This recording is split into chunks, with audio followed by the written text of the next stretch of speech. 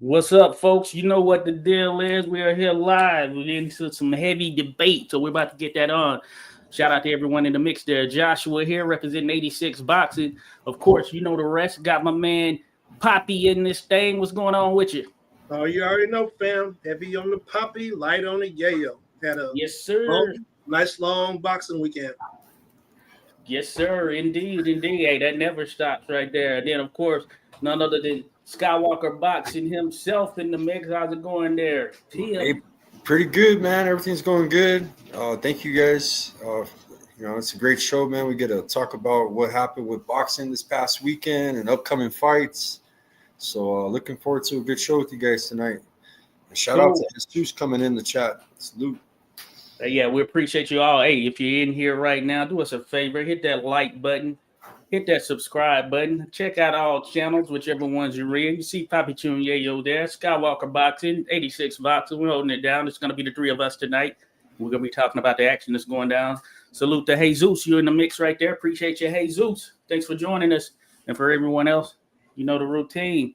Show some love, baby. But yeah, man, crazy weekend of boxing. Of course, we had a few shows, some overseas, some right here in our backyard, essentially. But we want to start with the friend of the show, of course, and that is Jay Vince, aka Kamikaze, aka Vince Paras, holding it down in the flyweight ranks. He's I believe he was in that top 10 ranked flyweight Yeah. flyweight At ranking. one time, he was top three. Remember He was that? top three at one time, and he actually just fought here on Saturday, and he went over to, I believe it was South Africa, right? Yeah. South Africa for an IBO championship fight. So IBO, they're recognized now. You know, they're right outside of the four major belts, but they're one that people recognize a good deal there. I mean, Stephen Fulton, he initially had an IBO belt. That's when I first became aware of him, all that good stuff. So they're making waves for sure. But Vince went over to South Africa. Hey, he's no stranger to fighting outside of his home territory. Now, unfortunately, he wasn't on the winning end of the contest, and it was a big opportunity, of course, but that's not the end of the road. As I said earlier, the best of the best have lost in the podcast I did earlier. So, hey, want to get your thoughts on it there, fellas. I caught pieces of it. I didn't catch the entirety of it, but what do you think there overall, Skywalker? Vince headed out to Africa, like you said. It was a big fight for him. It was a tough opponent. Opponent was a lot taller than Vince. I was able to watch 9 rounds, and the stream cut off. A lot of us were only able to watch the first 9 rounds. I couldn't find the stream anywhere on Fire Stick or anywhere. Vince had an amazing first round. He knocked down his opponent 2 times, caught his ass in the temple with some big ass hooks, big overhands. Put him down, called a knockdown. The second knockdown, they didn't call it, and he sent his opponent through the ropes with the punch. And his opponent recovered. Round 2. Well, I want to start off with round 1 though. The first minute of round 1, Vince was eating a shitload of jabs to the face, just getting work like fuck, like it was horrible, bro. Like outclassed as far as boxing. And Vince, man, just powered up on a counter and just dropped this dude. You know what I mean? Changed the whole course of the next. I'd say the next 3 rounds. Vince kept trying to do the same thing. Just, I mean, repetitively trying to get him back, hit him back. His opponent recovered. I seen his opponent outboxing Vince with jabs and stuff like that. Going towards the mid rounds and towards where the TV turned off. And it was one of the, I think we spoke earlier too about it on Josh's show with Boz, that he kept trying to do the same thing over and over and over again. You know what I mean? And it just that same magic punch is not going to happen. Whenever you guys are in a fight and you guys get excited because you guys just laid out your opponent with whatever combination that's working for you, if you keep doing that, your opponent's going to catch on to it. And he's going to know, he's going to learn, right? He's going to learn from it. Yep. So that same trick is not going to work again. So you got to change your tricks around. You know what I mean? That's something I seen Vince not doing. He wasn't changing his tricks, and definitely needs to work on his jab. You know what I mean? That's something that he didn't have. He had an easy time getting on the inside. His opponent was holding a lot. Opponent was clinching, doing some dirty tactics. Ref wasn't calling anything, and it was a good fight, man. Vince almost took his opponent out in the first round. It shows you the power of Vince. We know that he's got power.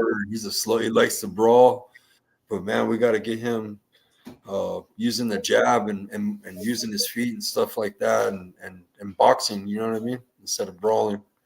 Yeah, no doubt. Hey, real quick, shout out to Bud Files. Shout out to Rodolfo Rivera Jr. Shout out to Eric Connolly. Hey, one thing about us, we're going to keep it real on here. What you think there, Papi Chum? Yeah, yo. Oh, man, just to caveat off of what Skywalker said, what Skywalker is absolutely right. The Malajika dude, he was on his jab crazy. He had the height advantage and reach advantage, and he was popping him with the jab. And Vince did get an opportunity to counter him and caught him slipping and sat him down, a couple times. And anytime you go to another, you're on somebody else's turf, you go into other people's backyards, they're obviously gonna be favoring the hometown fighter, which is one thing that I can't stand about boxing. Judges need to be impartial and just judge based off of the boxing criteria, period. But I can say that both fighters did make an adjustment, right? So Vince did stop. He stopped getting popped with the jab so much. He started bobbing and weaving and working his way in. But again, like Skywalker said, Vince didn't vary his attack up. He didn't cut the ring off. He mostly followed him and bobbed and weaved under the jab. And then he would launch off with his left hook, right hook. He probably should have did a little bit more body work to slow him down. And his corner should have did a better job of getting at the referee about those clinches. Those clinches were, it was a lot. It was a lot of clinching. And, but as a fighter, it's your job to do what you can get away with, apparently. So unfortunately, the decision went the other way. And I'd like to see it again, if I'm being honest. And, this is a sport, and you can't win them all. For those that do, hat off to you. But Vince will be back, man. They call him Kamikaze for a reason. He's ready to scrap with anybody. We can get him here to the States and get him some of that good American gym work, and he'll know how to cut the ring off a little better and deal with them African dudes, because they ain't coming over here and getting nothing. You understand me? They ain't coming over here and getting nothing but some hands and some feet. And we're gonna sit them back to do what they do, because they ain't getting nothing over here on this continent, fam. Hey, no doubt. Hey, come over here and get some of that good work. We put in that good work here outside of the lights and all of that stuff on this side right there. And that can help a lot of people, But yeah, Vince will bounce back as stated, because it is one of those situations. He's gone through a loss before. He knows what he needs to do to build back up. And at the end of the day, hey, there are 4 titles out there, so there's always an opportunity. So this is not the end of the road. We'll try to get with him, and maybe some point down the road we can get him on, get his thoughts on how things went and all that stuff, and just kind of where he's at right now. But the greatest of all time, a number of the greatest of all time, they have lost fights, but it's about those adjustments, going back, making those, and then moving on from there. And one thing about Vince, he is someone who's used to fighting in other territories, in the other opponent's backyard. And yeah, it's tough, certainly, going over there to South Africa and beating a fighter, Bam Rodriguez, who of course fought last week. But prior to that fight, he was fighting a South African. He mentioned that was kind of his toughest fight based on the sort of the stylistic nature of things. But he was taking on a South African, so they do put in work down there for sure. But hey, we're gonna see how it continues to flow there. So shout out to you, Kamikaze. Hey, we're rocking with you still, of course. Hey, real quick, we got people in the mix there. Eric Connolly, hey, salute there to you. We got Cobra Boz in the mix right here. Appreciate you there, Boz. We got Gamers Goose TV. Hey, you scrolled on some boxing talk there, buddy. Appreciate you coming through. We got Pinoy Sakura. Hey, that's Joseph. Shout out to Joseph. What's going on? Hey, how's it going there, Joseph? Hey, we were just talking about Vince there, Joseph. Salute there to you. Go check him out, folks. Be sure to go hit up Joseph over there, Pinoy Sakura YouTubers. Yeah. And also we got 19MK. Salute there to you, 19MK. Salute, brother. Appreciate you. Joseph says our boy Vince Powers got robbed again. What you guys think? Oh yeah, hey Joseph. Yeah, we were just chatting about that. As a matter of fact, we're talking about that first round. He scored 2 knockdowns. They only counted 1. There was a lot of holding. I brought that. That's one thing I noticed with the fight, Joseph. A lot of clinching. It was a dirty fight, and I didn't get to see rounds 10, 11, and 12. I don't think a lot of us did, right? So I didn't see the end of it. Hey, shout out to Jesus Moya. I ran into my brother at Dave's Hot Chicken today. Haven't seen him in a long time. Shout out to my brother. I appreciate you there. Yeah, that's Diego Sanchez cousin right there. Okay, Diego Sanchez, Diego the Dream, Diego the Nightmare Sanchez. Nightmare, yeah. So no, that's what's up right there. Salute that to you. So, just Joseph says Africa is really bad. Yeah, I mean, going into any home territory, it's unfortunate. Papa Chunyeyo mentioned that how sometimes, you have sort of these differences in terms of how certain fighters are treated when they're going into the territory of another fighter. It's always a situation seemingly that your back's against the wall, so you have to overcome more than just your performance in the ring. You have to overcome some of the other stuff tied to boxing in itself there, Joseph. So that is definitely something, kind of harkened on. He said the pin is the most powerful in the boxing industry. Yeah, hey, we've seen plenty of cases where there's some questionable things there. Definitely that is something that, we need to continue to work on. And it seems to be prevalent all across the world. You know what I'm saying? It's not just in Africa. Yeah. You watch them pro box cards, they be giving us some 50-50 fights, but them judges, them scorecards be crazy. Everybody in the chat be screaming draw, and one judge got it 90-80. 10-0. Like, we don't know what we be seeing sometimes, man. Yeah. I think we're at the point now where maybe they just need to employ AI to do the judging, because this shit is getting people are getting robbed, man. I feel bad for them because they put blood, sweat, and tears in, and they go do their thing, and then you got some dodo bird over here pencil whipping the shit out of it. Like, you know what I'm saying? Like, I don't know. Yeah, that is, that is sort of the unfortunate side, because you're right, because so much does go into it. You think about even on the amateur side, and these individuals starting out in the amateurs, then moving into those pro ranks. I will say, just from amateur officiating, judging, and all of that stuff, there's not a lack or shortage of training. So I don't know. It's crazy. Yeah. Shout out Picasso in the mix right here. Appreciate you there, Picasso.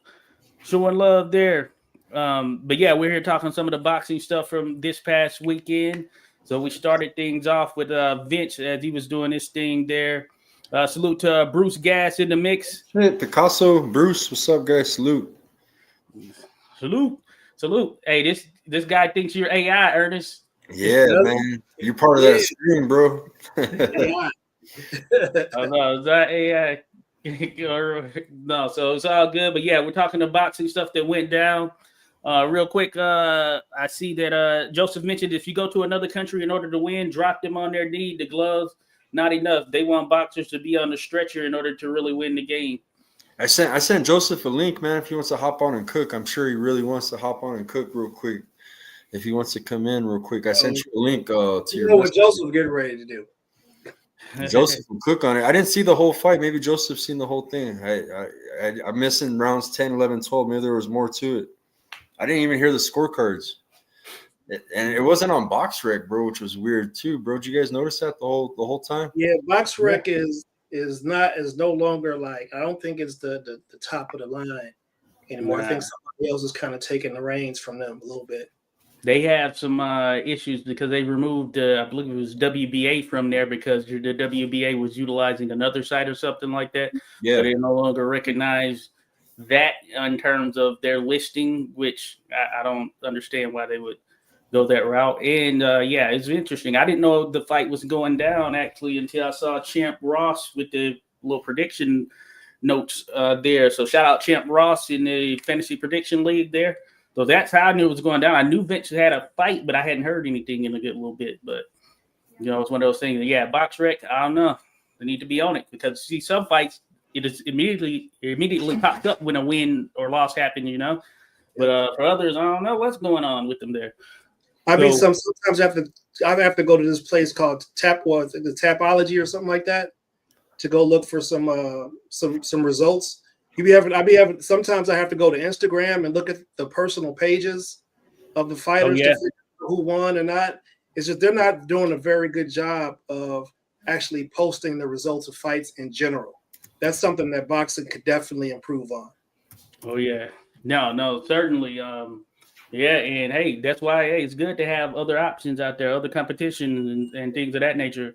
I think there's one called Fight List or something like that. I think they post some of the records and information of that nature. So, we'll see there. But yeah, so it looks like Joseph, he may be hopping on here shortly and we can dive back into that Vince Parash talk. Also, Man, I ain't heard nothing about no Casemiro. I haven't heard nothing about. I know he fought recently. I didn't see it, but I believe he fought recently, right? Skywalker. He got an L. No. He got an L recently. He got what? Oh yeah, interesting. Oh, didn't know that. Interesting. Did not know that. So, all right, we're gonna bring Joseph in the mix here. What's going on there with you, Joseph? What up? What up? This is my brother. What gang, right? Yeah.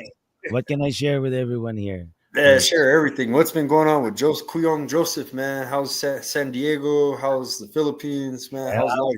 I was at the debut fight of Jim Pacquiao last night. I know. I seen you, bro. My team was out there. Did you see my Instagram? I did a lot of media for that event. I seen you in the locker room. I saw that. I was like, "How'd you get the pictures?" Yeah, no, it's because I'm an editor. So my friends, they go to fights and they send me all the footage, and then I edit it and put it out on the main page. So I was busy. I did a pro box yesterday night. I had Dom. Shout out to Dom Talks. You can see her logo on the bottom right there. And shout out to my brother Sports and Tunes with Mo Boxing No Problem. He was at the Pacquiao fight, and yeah, man. So it was. My concern in boxing is what you guys talked about is glory versus money. Where is the boxers now? Hey. Money, no more glory. Hey, you was at the Pac-Man, the Pac-Man Jr. fight last night. Did you think that was a fair outcome for his fight? A lot of Filipinos are questionable about it, and chances are they wanna lead it to the other guy, not money. But again, because of the promotion, they have the pen and control. Yeah, no, we don't do that over here. What we do is we tell the truth about what we see. And if I'm being honest with you, it looked like Jeff Horn versus Manny Pacquiao 20 years previously. That's what it looked like to me in that fight. And we got to stop that, man. Like if the kid has a name, the Filipino people need somebody to represent and get behind because y'all love boxing, but y'all can't. You got to tell your people they just can't give us anybody. Give us somebody that can really do it. Give them some time to develop because that's too much pressure. Could you imagine being Michael Jordan's son and you go to the park and then dudes is windmilling on you and dunking and talking about your daddy and shit like, oh, your shoes is nice, but you finna get dunked on today, boy. You know what I'm saying? How lucky can I be? I end up hanging out with the whole team of Luis Neri. All the way to the airport, all the way to the airplane itself. Yeah. It's just like, man. So getting to know Zanfer, Renee, Zanfer, giving me all the information. It was a good thing to know the industry. You really have Oh to be yeah, up there. You really have 100%. to be up there and get close. Yep, that's a big advantage. You cannot just be here and talking on the mic. Like I told what's his Yeah. name, Skywalker. Me and Skywalker is almost the same time here being on social media, Oh and yeah. we kinda, like know how we grew up. And me and Skywalker, we're touching people now. Before we're just talking. Oh yeah. Yeah. Definitely. Yeah. It was like that. I was the Filipino bridge to the boxing community back in the day. Yeah, I had Nonito on the show. I had Casimiro. yeah. Getting the exclusive stuff from Joseph right here. It Heading was to it was a fun time till everyone got beef. even That, Vince, man. You covered a Vince fight. You flew out to the Philippines, supported Vince. Oh yeah. the one thing what's funny about boxing is stupid shit, man. The more you know how to talk shit on social media, the more you're gonna get the fights. Oh yeah, yeah. It's You see? all about, Yeah, about it happens. promotions, marketing now. If you're a fighter, man, you got to be on social media. Yeah, If you're not on social media, you're not going to get you're not, signed to shit, bro. You know what I mean? yeah. Yeah, yeah, and that's how they found a way to market this sort of misfits boxing, where these YouTubers and things of that nature are going against each other from like social media and then building up a following. And they're making more money than professional boxers. That's crazy. Yeah, I mean, our Right. story in Philippines is different because it's too personal to where they compare people and they use Casimero. Casimero is a different story. Even what's his name, Skywalker knows. It's so toxic, man. You just cannot understand. Oh yeah. Hey, did you see Sean Gibbons yesterday? Yeah, I was there. I was filming him. I want to see what's he gonna say. He's like, he looked at me twice. That's your enemy, bro. He didn't even know you're the ops. Eh, You're the ops out of I, Hut. I don't want to say the word enemy. I should say more Yeah. like mixed different understandings. You don't even know his ops is the Yeah. Right. Because here's one thing I can tell you guys, friend. Okay, how could you get into someone's business if you only have one side of the story?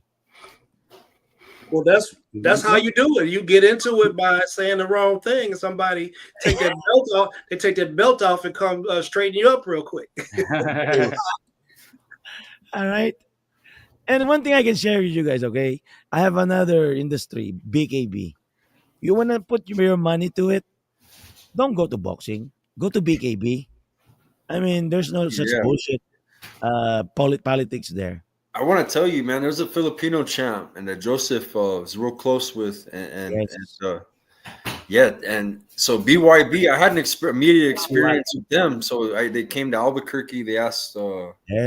They asked to spread the word about their event. Number one, right, to sell tickets, put their posters up. Plus, they're trying to recruit fighters. They're trying to have a Right. presence here in Albuquerque. So I took the gig. It was a paid gig, man. If you're media and you're getting paid by a big promotion that wants to come in the city, of course you're gonna take Yep. it, man. I covered boxing, so that was my first time covering bare knuckle. And man, they were awesome, bro. Like that was one of the best promotions, bro. Like I even took some of the guys out to lunch. They wwere asking where to go eat. I was in downtown, after the press conference. Different animals, huh? Yeah, and then I was hanging out with Claudia Trejos and then Kane Sandoval right before he went to jail. Kane Velasquez, I mean. Mhm. And there's another thing. Let me share one thing. There's another good catman who is Yeah, what do you call this?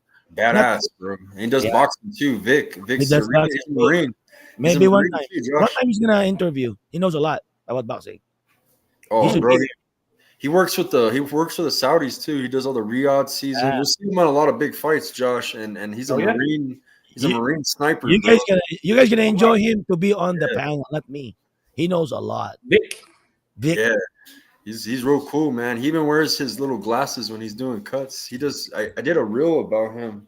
yeah. Well, he saved a fight, man. One time. So, here's one thing I gotta share to you guys. Difference between the promotions.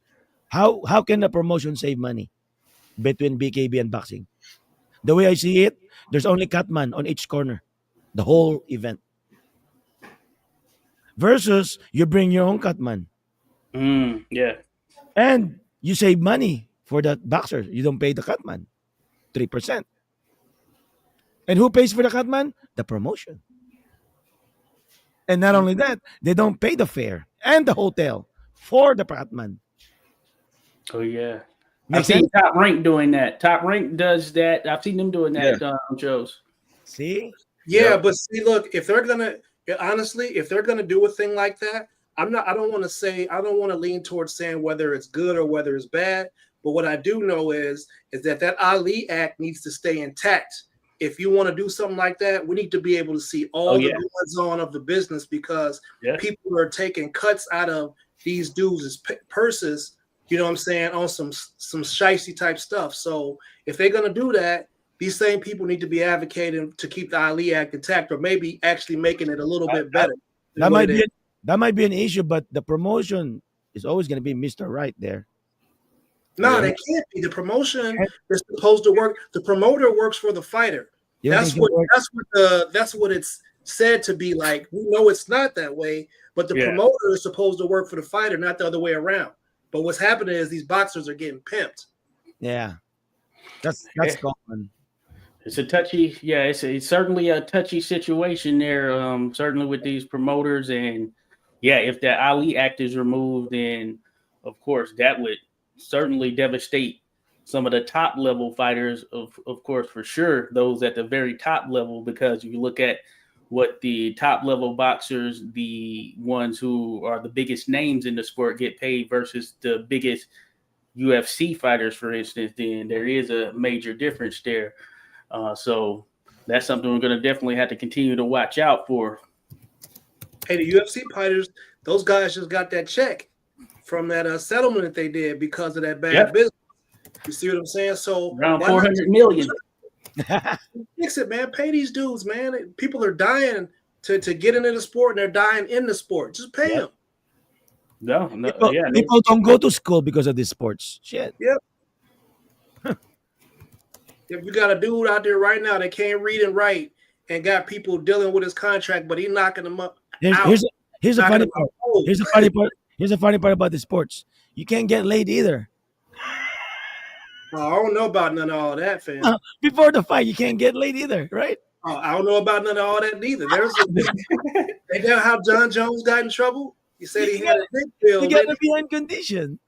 I don't know. Hey, well, we saw what happened to Mike over there in Japan that time, 42-1 underdog. So it's pretty crazy. Hey, Yeah, stuff, Jonas Jorgensen said, "What is your favorite college team?" I don't know, Arkansas Razorbacks, I guess, because I'm from there, but I don't really watch them like that now. So I don't know. Me too. yeah, Notre Dame for me. Longhorns. Lord, course. Then again, maybe mine is the Navy midshipmen and midship women because Navy boxing. Shout out Navy boxing up there. So I'm gonna go with them right there. You know, Marines up in that mix as well. I have to throw them in the mix there. Appreciate you there, Jonas. Thanks for dropping by. But yeah, that's crazy. Hey, Joseph, I wanted to ask. So Casemiro, man, can you speak on like Casemiro? At one point, he's like the hottest name one of the hottest names in the sport. So, and then it seems like it was tough for him to get fights with some of the big names. Do you think it was the promoters or the fighters refusing to fight? Like, what was the deal with that? Did they not want to deal with him because of the fact that he, of course, was a big time puncher and all of that stuff? So what's that like for someone like Casemiro trying to get fights when they know he's going to be a big puncher, and of course who he's going up against? They have to deal with that fact that they could get knocked out and all of that stuff. So what are your thoughts? What can you share in that regard? How to talk about this? All right, let me explain how this Philippine boxing industry works. Let's say Donaire. Donaire can make his own way without any promotion. Other boxers, they need to be with MP. Okay, a lot of them. Casimero is on his own too, but it needs to be with the promotion. So, what is the power of the promotion itself? Not the boxer. If you are a boxer, you cannot tell who you're gonna fight. It's always the promotion and the manager. Correct? Right. Yeah. Yeah. So now it's always a big battle because ever since Casimero left the MP, he get the title fights. He get the belt. When he left MP, he doesn't get that. So that's exactly what we're talking about. So is that because of the promotion? Sure, why not? How many Japanese promotion Casemiro already had? Now it's two. The first one, 3 fights or 4 fights. What is the accomplishment there? WBO Global ngitong buwa. Remember? Oh So yeah. is that enough for Casemiro? Can you tell me? No, see? No, no, That's, hey. it's not enough. Yeah. You need the higher belts. Yeah. So what did Casemiro did? He doesn't want to pay the sanction fee. The sanction fees, yeah. There is a sanction Okay, fee yeah. on the belt. Yep. He let it go. Who got interest? Martin from MP. He used it. Mm. You see what I'm saying? Oh yeah. It's who needs it. But who is Casemiro getting belt right now? Well, he's trying, but after all this going to Japan, man, if to us, the whole team, we got set up. We got Oh, set this up. last fight. Yeah, can you tell us about that loss, man, a little bit? What happened in that fight, man? The whole 12 round he was running. And he was Casemiro was already decoded. Because why? That's the only way to beat him is to run away and get a counter punch. Oh yeah. That's it. The most boring fight I've ever seen, to be honest with you, and I was expecting fireworks, was Rigondeaux and Casemiro. Remember that fight? Oh yeah. Yeah. Yeah. I'm talking about 8 years no loss. Man, I don't know if that for me. Nah, it was that. It was the Turkey and New York card. I think there might have been a total of 80 punches thrown in 4 fights in Times Square. All of it with the distance, except for with Rolly. Yeah, that card was Right now, that shit was trash. I'm trying to imagine Casimiro or any other American who got involved with this and become a messy career. Who can you Oh say? yeah. Who? Who Americans get a messy career like Casimiro who cannot get title fights, but he's so good. So politics. So Casimiro becomes politics. Boots was like that for a while. I see. Shoot, I would say, Ernesto Mercado. He Tito Mercado. He's Oh yeah. been having a little bit of trouble. And you know what's sick about it? I found out that you can pay or be the higher people to put your boxer to be on a high ranking. What the? You know what I mean? Yeah. Mm. Hey, Yeah, it's all who manages you, man. You kind of Yeah. who's the boxing manager? So that's manipulation, bro. That's crazy. That's I crazy. caught Yeah, it is. one with Josh Taylor. Josh Taylor hadn't even fought at 147 pounds, and the WBC had him ranked number one. Right, number 147 pounds. We was like, wait a minute, hold up a second. He or just 20. Yeah. he just lost. How is he ranked number one in the I don't know. WBC? Yeah, He's that never- is crazy. So That it is crazy. It is true. Same shit. Same shit. What'd you think about Vince? So his fight. He did better. Am I right? He did better. He moves harder punch, but the guy is strong, bro. Every African fighter is fucking strong, no doubt. Yeah, Black people are strong, no doubt. Especially if you're growing up in Africa and start pasturing all this shit that you want. yeah. You know, Mm-hmm. Pastor? What do you mean by that? man, work hard, like fucking be under the sun the whole day. Work hard. Yeah, everybody's working hard on every continent and every island. It's Yeah, some but not islands that jungles where you can't even if Man, you try to leave, you've been passed out because you get We're- this huge I motherfucker. think we're the lucky guy, huh? We're the lucky guy only in America. No, man, listen, bro. Vince, it didn't matter if that African dude was strong or not. You know what I'm saying? I mean, shit, Ngannou was strong as a motherfucker, but Anthony Joshua sent him to the underworld. You feel me?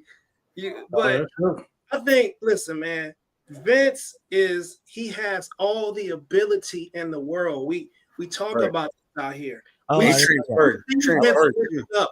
We've seen him, switch his punches up and keep a fighter off guard. We've seen him use a jab, bob and weave, get inside. We've seen him switch Yeah. stuff up, but in this fight, he got into a very poor rhythm of. I mean, first of all, he got away from the jab because he was getting Exactly. the jab I was gonna say that. He wasn't using the jab. No but jab. Yeah, no jab. I think he was trying to rely on the same thing that he was Yeah. successful in the first round, like overhands and big hooks. Overhand, hunting the head. He was hunting the Yeah, head. He was just looking like- for that too much. he was hoping that he could get this guy out of there again with one of his power punches, and he was closing the distance, but the opponent, I did see dirty tactics. He was holding him. He was Holding clenching. here, the head. Yeah. Yeah. So, there was headbutts too. Headbutts too, correct. Oh yeah, yeah. Vince got cut. Yeah, Vince got cut in this fight. Yeah. But I've seen Vince fight like Kayaguchi. Man, he fought him with a jab and a snapping jab, Right, right. and looking But, and not, moving. but not too many power punch and too many loose shots. Yeah, this one he even overthrew a punch and he tripped on the canvas, So Yeah, he lost the job. That's true.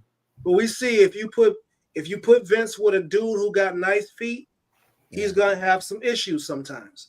So that's just something that he has to work on. That's all. that's It it. ain't like it's the end of the world. All you gotta do is work on cutting off the ring, and He was stronger than that guy too. you gotta go to the body on people Yeah. that's moving a lot so you can slow them down. That's it. He was Yeah, way stronger. His career goes like this, huh, Sky? He goes like this, huh? His career. Yeah. Yeah, they're here. Yeah. This top end, yeah, ton of. And and you down. know what? I don't really blame it on. I hate to blame it on Vince, but I think sometimes it's them. We told him not to take that damn trilogy fight with Kaiguchi, right? Yeah. Oh yeah, Exactly. yeah, we did. You beat him. That's it. Fuck them, right? Get in the back of the line. And if so, make him come to the Philippines. Make him come to the Philippines because you've been over to Japan and you fought in Korea. So the third fight should have been in the Philippines. Me and Sky talk about it. We're not. Or wait on the trilogy, not right away. Like that's just or like right away. down the road. It's a it Right. could be a possibility later if it means something, right? For something big. That was his already. Man, he got the hot ball. He the guy holding the ball. Yeah, that is true. I want him to come to America. I think his best plan, if I were in his shoes, right? Get your ass on a plane, get to America, stay at Joseph's house, let Joseph and me help, and my other connects. We'll get you fights in Nashville. I get you fights. And I'll Bro, make Joseph said, "Don't be putting his business out there." They got ice out here, fam. Don't be Joseph. Get you some fights. And his resume speaks for itself, right? Even my guy here, the Diamond Boy, was interested in fighting him, man, right? Oh yeah, that'd be a good one. Yeah. So I mean, I could get him fights. He got to get here. He got to get the fuck off that contract, and he got to get better. Okay, wait, stop. He said, "Fuck just off that you guys, contract." Fuck off that contract. He just signed 5 years of that damn fucked up contract. Did you say? I was gonna ask he about that. signed We it? were wondering. I thought he was gonna get off that contract, nah? Look at Papi. Oh 5 hell no! years. He re-signed. Yes. Oh, dude. He got pigeonholed. Hey, it's not our problem. It's not our career. Yeah, no, you're right. So let's expect a good thing. What will come up next? Because, well, number one, he got what is the red belt that he got from the Thailander? The recently. Was that? I think it was a Oriental title. It was- Exactly. yeah, it was Exactly. an Oriental. Asia title. Pacific, yeah, Pacific Asia. Asia Oh. Pacific. Yeah. Okay. So the Asia. manager spent a lot of money, so they want him, of course, to resign again, and then there we go. Bro, I wanted him to, Name a title shot, bro. but to a stronger wrong place too, Africa. That's a bad business move right there for his career, bro. Only Yeah, I can say, is trash. And then all you see is their fighters get sent. And I want to talk some shit because I see a lot of their fighters come on Pro Box. I want to know. Starched, I wanna know how get much they get paid. starched straight from the Philippines and get starched, man, on Pro Box. Have you seen that lately? And that's coming from the same promotion Vince is with. So, Oh yeah, I didn't know that. always the B side, always get knocked out. Exactly, always on the B side. Even my guy Angelo knocked one of them out to get. Well, I to gotta where use he's that at. word. I gotta use that word. B side. Yeah, Mike Plania, he took him Oh out. yeah, I remember Plania. There's a lot of He's pretty solid, you know. I don't like the B side, bro. That's why I'm here, my friend. Oh, Champ just came in. He don't want to hear that shit, man. Hey, me neither, bro. I gotta Club cut of it D. off. I gotta cut it off at the knees, man. Listen, Eddie Hearn and them are pimping Africa. They go down there. Them dudes are fighting. Their local circuit is trash. Like the dudes be 49-0 with 38 knockouts in the first round, and everybody on their record is like 1-2-52 and some dumb shit like that. So no, we can't. We're not just gonna give Africa credit like that. They got some work to do if we think we're getting ready to start giving them credit like that. I feel you. They got some strong punchers. Let's not get it wrong. I seen a cat fight the other night, and he looked like he got the goods, and with a little bit more training, he's ready to go. But they're not ready yet. They don't got the footwork. They don't know how to move their head out of the way, just like the Japanese folks don't know how to move their head out of the way. And until everybody shore all of that up, we're gonna be on y'all head.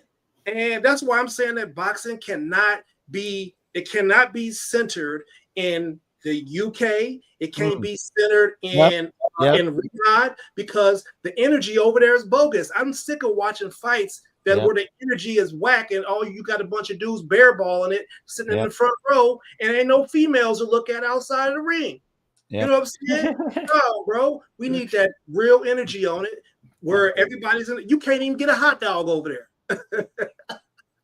I ain't seen nobody eat nothing over there. And it was quiet as a church mouse. Okay, listen to this. You're talking about UK, right? I'm talking about all of that. It's all trash. Okay, imagine Caribbean. There's a Caribbean now. Who's gonna manage it? Who's gonna run it? It's being run in Orlando by ProBox. Yeah. ProBox is it got all the Caribbean fighters, some of the South American fighters. So, and I think they're bringing a lot, but majority that I see that come on there, they may put up a good fight, but they get matched with someone way better. I heard Pacquiao's tapping in there. ProBox? No, Caribbean side. Oh, Caribbean. Oh. Well, yeah, if you got the Cubans down there. I mean, you see there's been a large influx of Cubans in America, but you know what though? We done figured they style out too. Them cats, they're really lackadaisical. They watch their work too much, and when they ain't getting busy, we got that jab on them. You know what I'm saying? So they got some work to do too. That's another reason why boxing needs to be centered here in the United States. Until we got Clarissa and we got Bud. That's the king and the queen of boxing. So wherever the king and the queen of boxing is at, that's where boxing needs to be centered at, period. Y'all got to beat our style before you take the matches and go ship them off somewhere else. Y'all got a lot of work to do out there in the world if y'all want to beat us. Hey, no, that's a good point. And that puts some onus on the American promoters there. Hey, come on now. We got plenty of fighters ready to go, We got plenty of fighters ready to go, ready for that spotlight, that opportunity and all of that stuff. But for some reason, we're not getting that. It really feels like as fans, we really can't feel like a good boxing. We can't watch good boxing anymore, man. Yeah. Sure, we got dudes in North Carolina that's boxing right now that'll beat the brakes off of every African out there. And damn near everybody on the UK circuit too, because bro, y'all cannot tell me that y'all enjoy watching them UK cars. You can't enjoy that. I don't really watch UK cars much. Okay. No shit. Yeah, I checked them out. Sometimes there's some pretty good ones, but of course, there's certainly levels. Yeah. Certainly levels. It's interesting. Damn, I can't believe he re-signed for 5 years, man. I know, me too. Because, man, that's why coach he can come out here to America, but man, they're gonna match him up all. Bro, it's easy to say to come in America, dude. Watch that Come to America movie, bro. You know how hard it is. It's real hard right now. Certainly hard. Yeah. You might as well. Hey, you can hang that up. Hey, no doubt. Can hang that up. It's some people over. It's some Americans that marry Filipino women, and they can't even come out the house right now. Because they didn't finish the process. So it's really the process. It's due time. That's what Sky is talking about. And not only that, you need to have a promotion here that will sponsor him, give paper.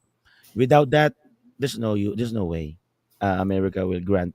You could, bro, and that's what I'm saying. In a sense, you could do it because I see a lot of fighters without being signed successful, especially in communities. When you get your community back in, we have a local card coming up, December 12th. Yeah. There's a lot of fighters on that card you guys probably never heard of, but in the community, they're beasts. Like they fucking put on shows and good fights. And they don't get all that national exposure, and there's a lot of journeymen, like you can if he had a support system like if you Yeah. were Vince, like you had Casemiro stay with them before too, stayed with Joseph before, but if you were to put him up, bro, he could be making his own money. That's what I'm saying. He could Yeah, be that's a sad part. Yeah. getting him some fights, bro. No lie, bro. I could actually, I think I could Yeah. keep busy myself just with my connections, man. That's a sad part about what Sky is talking about. Every Filipino that comes here to America, they are being billed monthly for their stay. That will be deducted, not for their allowance. Remember? Yeah. You could help a brother out. Vince could get on his feet, type of shit, with the money he makes, and you And could help. here's the bad part about the Filipino side. They bring home 100% money. Not 100%. They bring home what 40% of the 100. Mm. That's crazy. See, look at Papi. Crazy, bro. Hey, Hey, but you I know know what? we If know I'm promoters, Vince, huh? I got a late Sean in the contract. After every fight, y'all gotta feed everybody in my town. You know what I'm saying? It ain't gonna cost you $100. I know a promoter that got a big ass barn and he puts a bunch of Cuban killers in that motherfucker. Hey man, Oh, that's yeah. He gets them straight from the island. I swear. He drives a tractor. He's got a running belly. a plantation, bro. I swear, what that is. Joseph. This guy got a whole stable No of doubt, killers yeah. and It's a runs a plantation. fight card every month in his city in Nashville. I'm right next down to a gym down here, Mando's Boxing Gym, and he promotes in Tijuana, Mexico. Mm. Yeah, I'm just down the street, man. Mando's Boxing Gym. you could get Right some there. fights in Thankful here. Tijuana, bro. There's always even our fighters from Albuquerque head to Tijuana for fights. Check this out. Check this out. I went to Tijuana the other day, and my friend Abimael is giving me a boxer. He wants me to bring him to Mexico, and I took a picture of it. And this guy is right here. He already fought Haney. He fought Mm. Haney, bro. This guy right here. He wants me to take him. Oh, okay. Oh, so- Juan Burgos. He looked Oh, like Burgos. Yeah. Oh, yeah. I know him. yeah. He's from Tijuana. He's been looking for me. That's what's up. Yeah, I know Burgos. Yeah. That's what's up. Abe told me, hey, bro, Burgos is looking for you, bro. I was like, why? Because he wants to introduce himself, take him to Japan. He saw you. I was like, okay, let's see how it works. But I saw his record. It's kind of like bad. I don't know.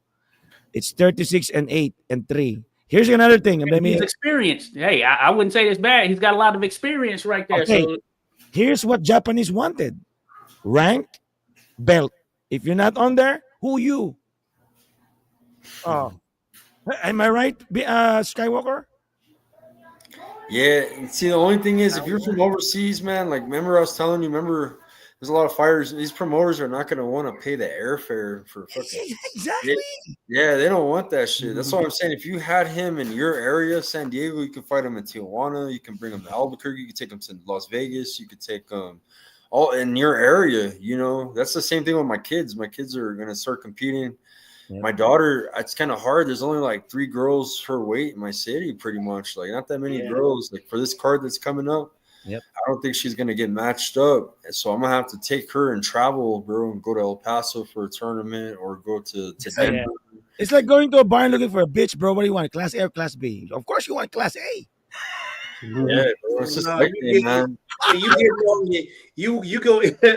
Albuquerque, we only get fighters know. from Mexico, El Paso, or Texas. That surrounding area. They really don't get too many fighters coming from far. You getting on Spirit Airlines and you going to take one back. I gotta see this Spirit Airlines post I read across yesterday. Man, like you said, you're worth something to somebody, and they put you on. Because I know Jimmy does that. Jimmy puts people on the plane in Nashville, puts them up. Yeah, he pays them really nice. Pays them pretty decent, I think. And hey, yeah, I we're saw out it. here on the East Coast. You know what I'm saying? So hey, there's fights that go down out here all the time too. You know what I'm saying? And I see it. Get people from Argentina, Puerto Rico. There are fights happening. Definitely, if we could get them in the mix here, I mean, hey, we can make some things happen. Because, like I said, I'm over here on the DC DMV. We got plenty. I saw easy $8,000, $10,000 on the fight, right? hey, I was gonna tell you, yeah, Joseph, on that guy's record that you just showed me, Yeah. He's the kind of opponent that would make about 10,000, 15,000 for a fight because of his experience. And Okay. I know that from experience because I know a guy with a similar record here in Albuquerque. I had a matchmaker reach out. If you can match this guy, I Yeah. can take him to America with my friend. He needs a fight. So he wants to You fight. never know, bro. Yeah. You got to stay ready. You got to stay ready, man. Stay at their weight. Be ready for Let the me see call. what's up. Let me see what's up. I'm gonna even look around. Look around for Burgos. Not. I mean, this guy. There's some boys in the Hillcrest. There's some boys in the Hillcrest gym over there. Skywalker that'll do a little damage. They don't need Japan. All they need is money. Like go to casino. You know what it is? Some of my New Mexico fighters go out there, right, to DC. You guys see him out there, right, Josh? So. Oh yeah, Jason Sanchez was out here. I saw him. I got a little video. He did good. He's always done good. He even pulled off an upset on King's Promotions his last fight against Julian Gonzalez. But he's always killing shit, bro. He's a hot. Matchmakers always hit me up trying to get them Sanchez brothers, bro, because man, they got mad experience and they're tough, bro. And they put on a good, how do you say, a good event. That's what a lot of the matchmakers want, is a good fight, right? They want a good one. No doubt. We need to get Diamond Boy out here. Someone to fold, Hey, we need to get Diamond Boy out here. I know he's looking to fight. Diamond Boy. Jared Forrest Yeah, he's got a fight coming up, Diamond Boy, bro. It's not official, but okay. They're trying to put him on the Angelo Leo undercard, I heard. So that'll be dope. Yeah, definitely. He's training though. See, that's a smart thing. He's being ready. He's in the gym. Oh, that's Moton. Moton. And Jared Forrest is fighting January 9th here in Portsmouth at the casino. January 9th. Okay. I'm trying to make that. Jerry trying to because I mean it's real quiet out there on the heavyweight scene for America. Any one of our football players, we can go grab any football player from any of our teams and just take the heavyweight division back, because that shit that they got going over in the UK, that shit is trash, bro. I can't believe that Frazier Clark fight, man. It was like a bunch of meat cakes just laying on meat cakes, and it was just sloppy. It was boring. And that was the main event, bro. Like, come on, man. We need to get heavyweight boxing back. We got a heavyweight. His name is Joshua Edwards. He's on the come up. I think he's like 4 or 5 fights, if that. But he looks like he has promise. He has the goods. Then, of course, Jared Anderson. We have to see where his head is at, but we'll see. So where do you see Jake Paul? Is this boxing or entertainment only purposes? I can't stand that motherfucker. I'm just being all the way. I'm keeping it all the way of being with you. I can't stand the dude, bro. I wanted to support him because of what he's doing for the females. I think it's amazing. It's outstanding what he's doing for the females. But he's moonlighting in the sport of boxing where people are really putting work in, and he gets to cut the line because he's paid. Right, like you can't just cut the line like that, homie, and act like you really boxing. If you want to have a league that's just for entertainment purposes and people talking trash to each other, getting there and fight, don't get this other guy involved. Play with boxing. I know. Playing with boxing. I cannot believe they're in a mix with boxing, man. It's already messed up. They're messing it up more, man. If he wants to be a promoter, he's pretty damn good at it. He should do that. He's really good at promoting. You know exactly. You're right. You're right. He's really good at it. Do that. Keep if you really want to make women's boxing good, then promote women's boxing and stay out the ring unless you're gonna do it for real. He's probably good at it. Yep. And he got the money to do it.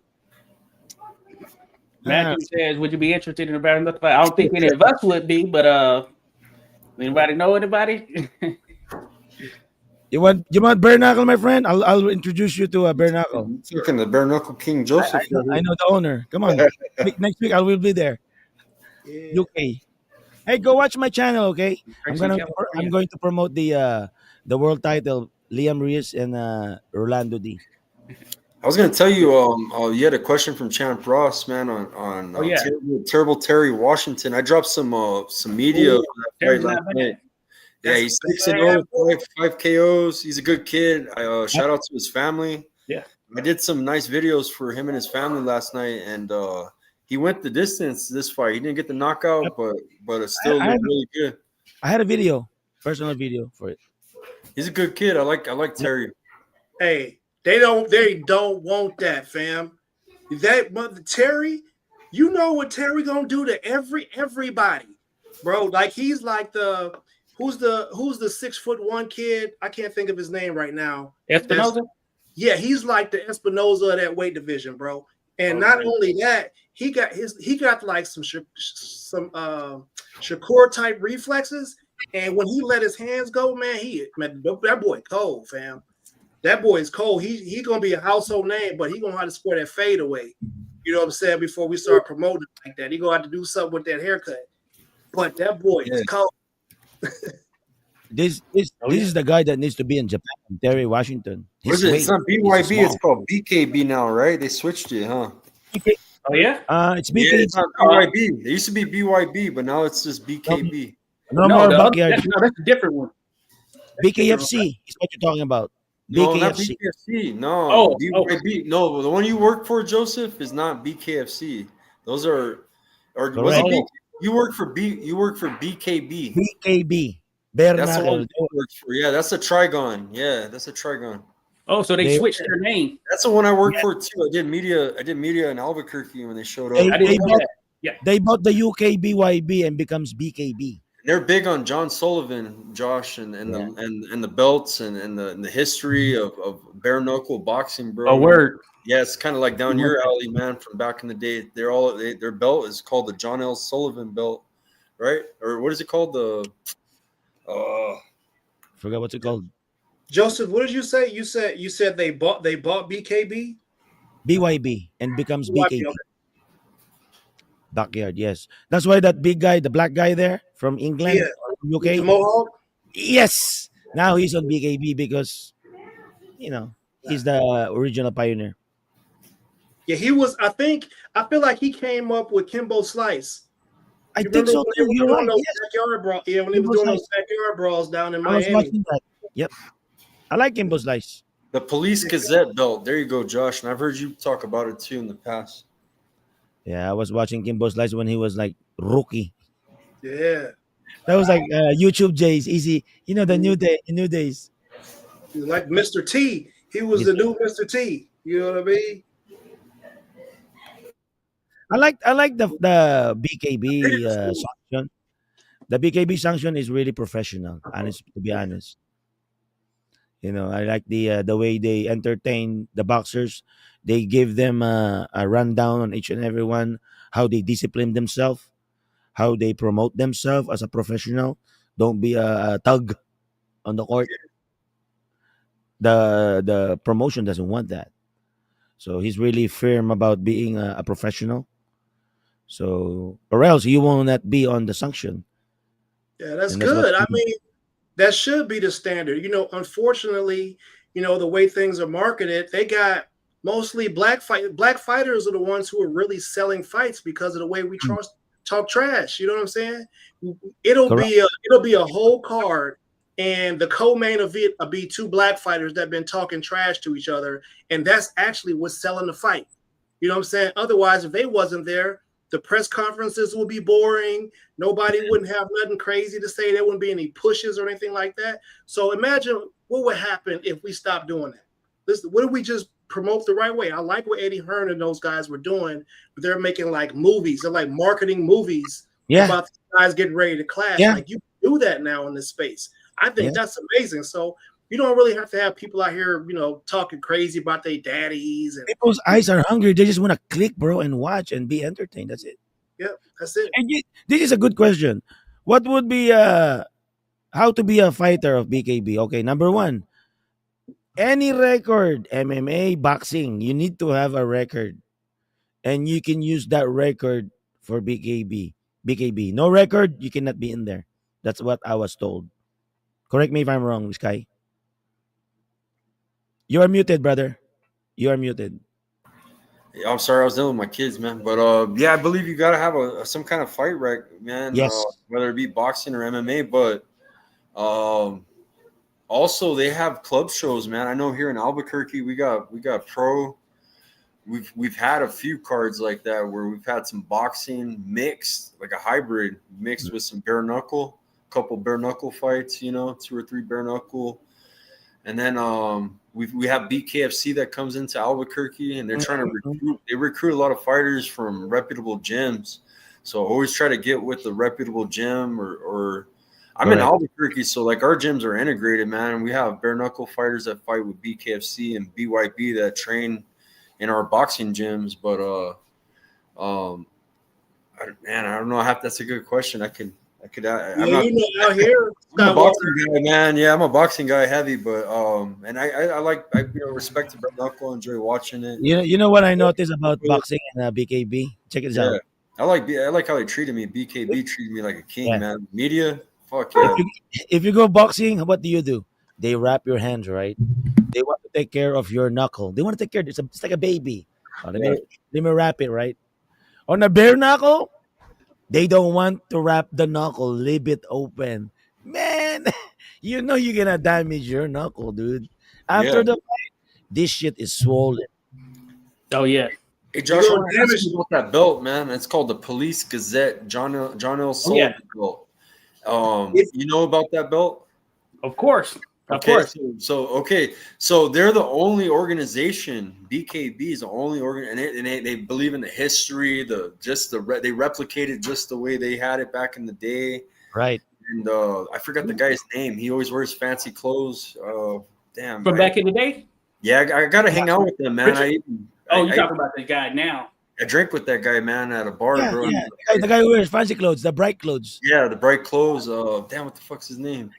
He's the one that runs it, and he's from Knuckletown, USA. They have the museum. I got a picture of that. Yeah, the John L. Sullivan Museum. He runs that, bro. Yeah, I know it. Yeah, I know the history of the Police Gazette. Of course, it was a newspaper. Essentially, you could say it's sort of like a newspaper or whatever. And then it was purchased by this guy named Richard Kyle Fox, who worked for them. He was instrumental. He was a bit of a rival of John L. Sullivan. So when Sullivan beat Patty Ryan back in the day, this was, I think, 1881 or 2, he didn't recognize Sullivan as the world champion. And from there, it was just the beef for them. But long story short, of course, the National Police Gazette, you could say that's sort of like whatever you would consider the biggest sort of sports media brand out there, like ESPN, we could say at that particular time. It may not be ESPN, but of course we know the ESPN name. So at that particular time, they were like the ESPN. They started putting in sports, particularly boxing and other subjects as well, into their newspapers, and then that helped them to continue to expand. And throughout the mid to late 1800s, or certainly through the late 1800s, they were the premier sort of paper there for anything related to boxing. Then others started to take it on and all of that stuff. And eventually they kind of died down, which is why you don't hear about much of it now. So I would say a lot of their history and their high points were tied to the late 1800s. But certainly when they recognized you as the champion, that was considered to be the legitimate champion. Of course, John L. Sullivan won it when he defeated Jake Kilrain in 1889 in the bare knuckle contest, and he was officially recognized as the world heavyweight champion. With the caveat, though, the first undisputed, realistically speaking, is Jack Johnson, because John L. Sullivan didn't fight black fighters. And when Jack Johnson beat Tommy Burns, that was essentially the first time the white or the world heavyweight champion fought what was considered colored world heavyweight champion. Yeah. That is essentially like the first ever undisputed world heavyweight championship fight. Are you talking about this guy? What happened? That's him. That's the guy that runs it right there. They cut the camera off. What happened? He's big into history, Josh. Remember I made that video, bro? It was a long video about the belt. That's the guy that runs it right there. Yeah. Oh yeah, I love to chat with him about that. Yeah, I know about the National Police Gazette. Hey, Joseph, give Matthew a fight, man. Joseph got the connects. I'm just a media guy, man. I got invited. There's Dada. Dada's cool. I got to hang out with Claudia Chekos and Cain Velasquez, bro, right before he had to go to jail, bro. You know what's so freaking cool about BKB, bro? After the fight, all those fighters will come together and we all go out and drink. Fuck yeah. That's what I did with them, bro. I partied like fuck with them, bro. We party all together, dude. Sam, Sam, the other cut woman. Shit, she's a trip too. She's cool. She's funny. Yeah.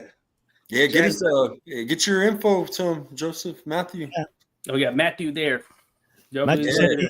send me an info, Matthew. Oh, Make sure you wow. get good record fights, man. We want to see new breeds here. You never know. You can be the next champion. Tell him where to follow you at, Joseph. Yeah. Hey, And I got Joseph, tell him where he can find you at. And I got this Mexican guy. His name is Julius, bro. He's from Tijuana too. Yeah, I become his friend, and he just fought recently. Controversial fight. Oh yeah. Yeah. Yo, man, I got to say this because I be telling people about internet discrimination. This shit is crazy. This is a comment that I typed. I typed in Jack Johnson, put them thumpers on him, then put some white women in the car and drove off, and YouTube blocked the comment. Oh yeah. Somebody explain that. Mm-hmm. What's so bad about it? Maybe someone just reported it, not the No, YouTube. it's because the algorithm don't allow you to say anything about white women. if I change the word out and put black there, I bet you it comes over. It's filtered. Yeah. Yeah, man, it's wild out here in these streets. I gotta call it out. No. Hey, that's no right there. Hey, you talk about Trump. You get your shit denied, bro. Man, look, man. Boys got too much control out here, man. This shit is crazy. Man, it's crazy. It's wild. I'll tell you, it's wild. Yeah, we can't talk about it, but since Josh brought it up, y'all know what happened after Jack Johnson really did after he took that belt. There were riots all over American cities. White people went and burned down and killed black people just because Jack Johnson won. That needs to be talked about. People don't understand how crazy this country is. That we live. For sure, 200 plus people died. Martin Luther days. Yeah, I mean, could you imagine? Bud going to Guadalajara and putting them things on Canelo like that in this city? You know what I'm saying? He might not make it out the city, fam. What the fuck state? What state you're living, man? What state's that?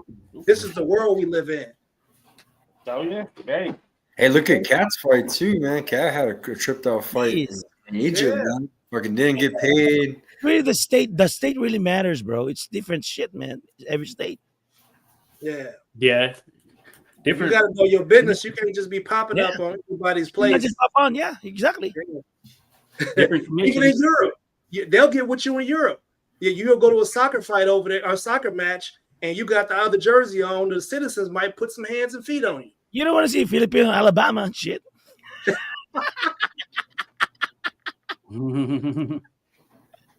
Yeah, it can definitely happen. Oh yeah, we can, Matthew, try to get you linked up with Joseph. Yeah. Hey Joseph, tell him how you can find you on Facebook, man. He gave me his Facebook. I'm gonna look for it. It's Matthew. He gave it to you. I want to know if he got record because I can really present it next week. Oh yeah, do you have a record there, Matthew? Yeah, no record, we can't do shit. All they want is record. They'll take anybody, I think. Oh yeah, I know they do those tryouts every now and then, right? They do tryouts. We had tryouts for BKFC. They did them here in Albuquerque, where they set up a gym. They actually did tryouts, and I think BYB was interested in doing the same, or BKB was interested in doing the same thing, but they haven't. Yeah, street record don't count right there. Yeah, no, you gotta go get tested.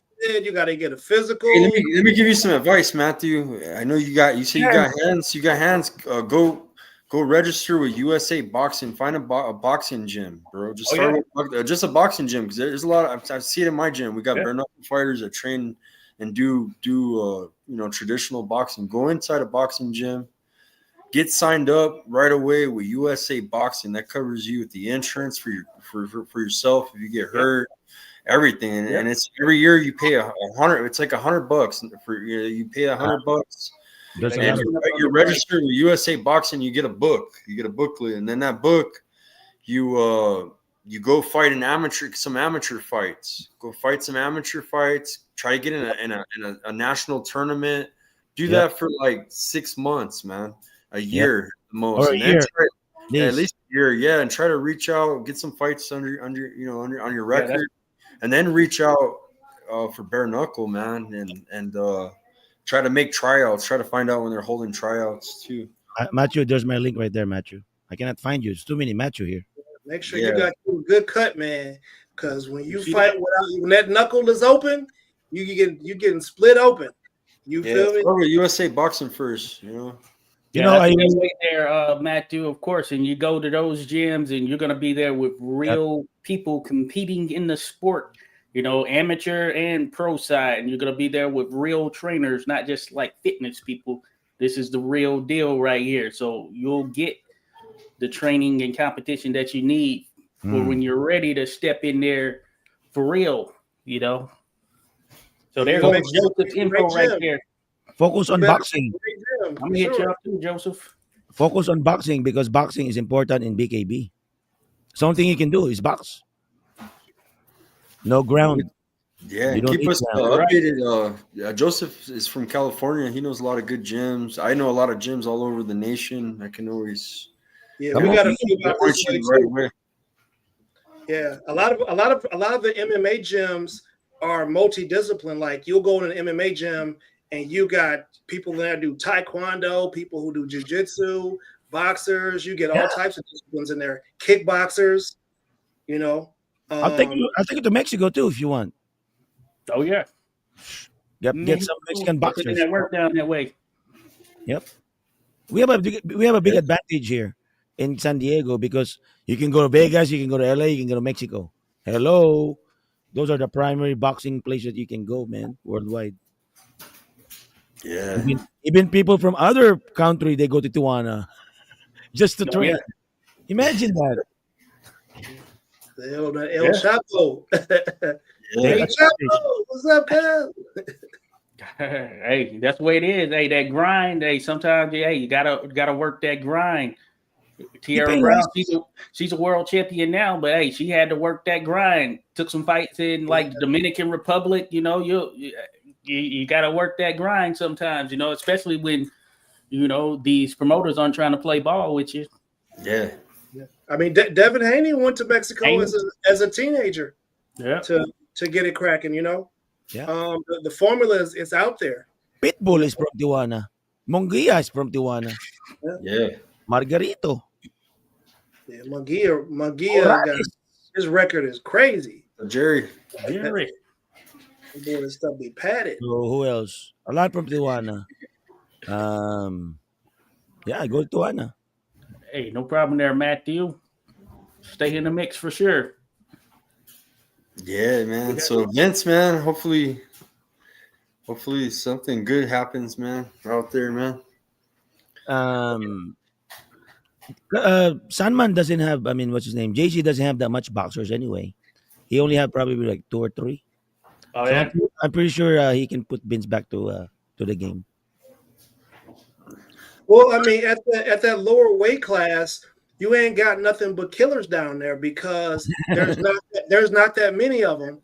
So like you could be like really neck deep, like in your 8th to 10th fight, fighting somebody who's fought world champions already. So you gotta really have your shit together down there in them lower weight classes.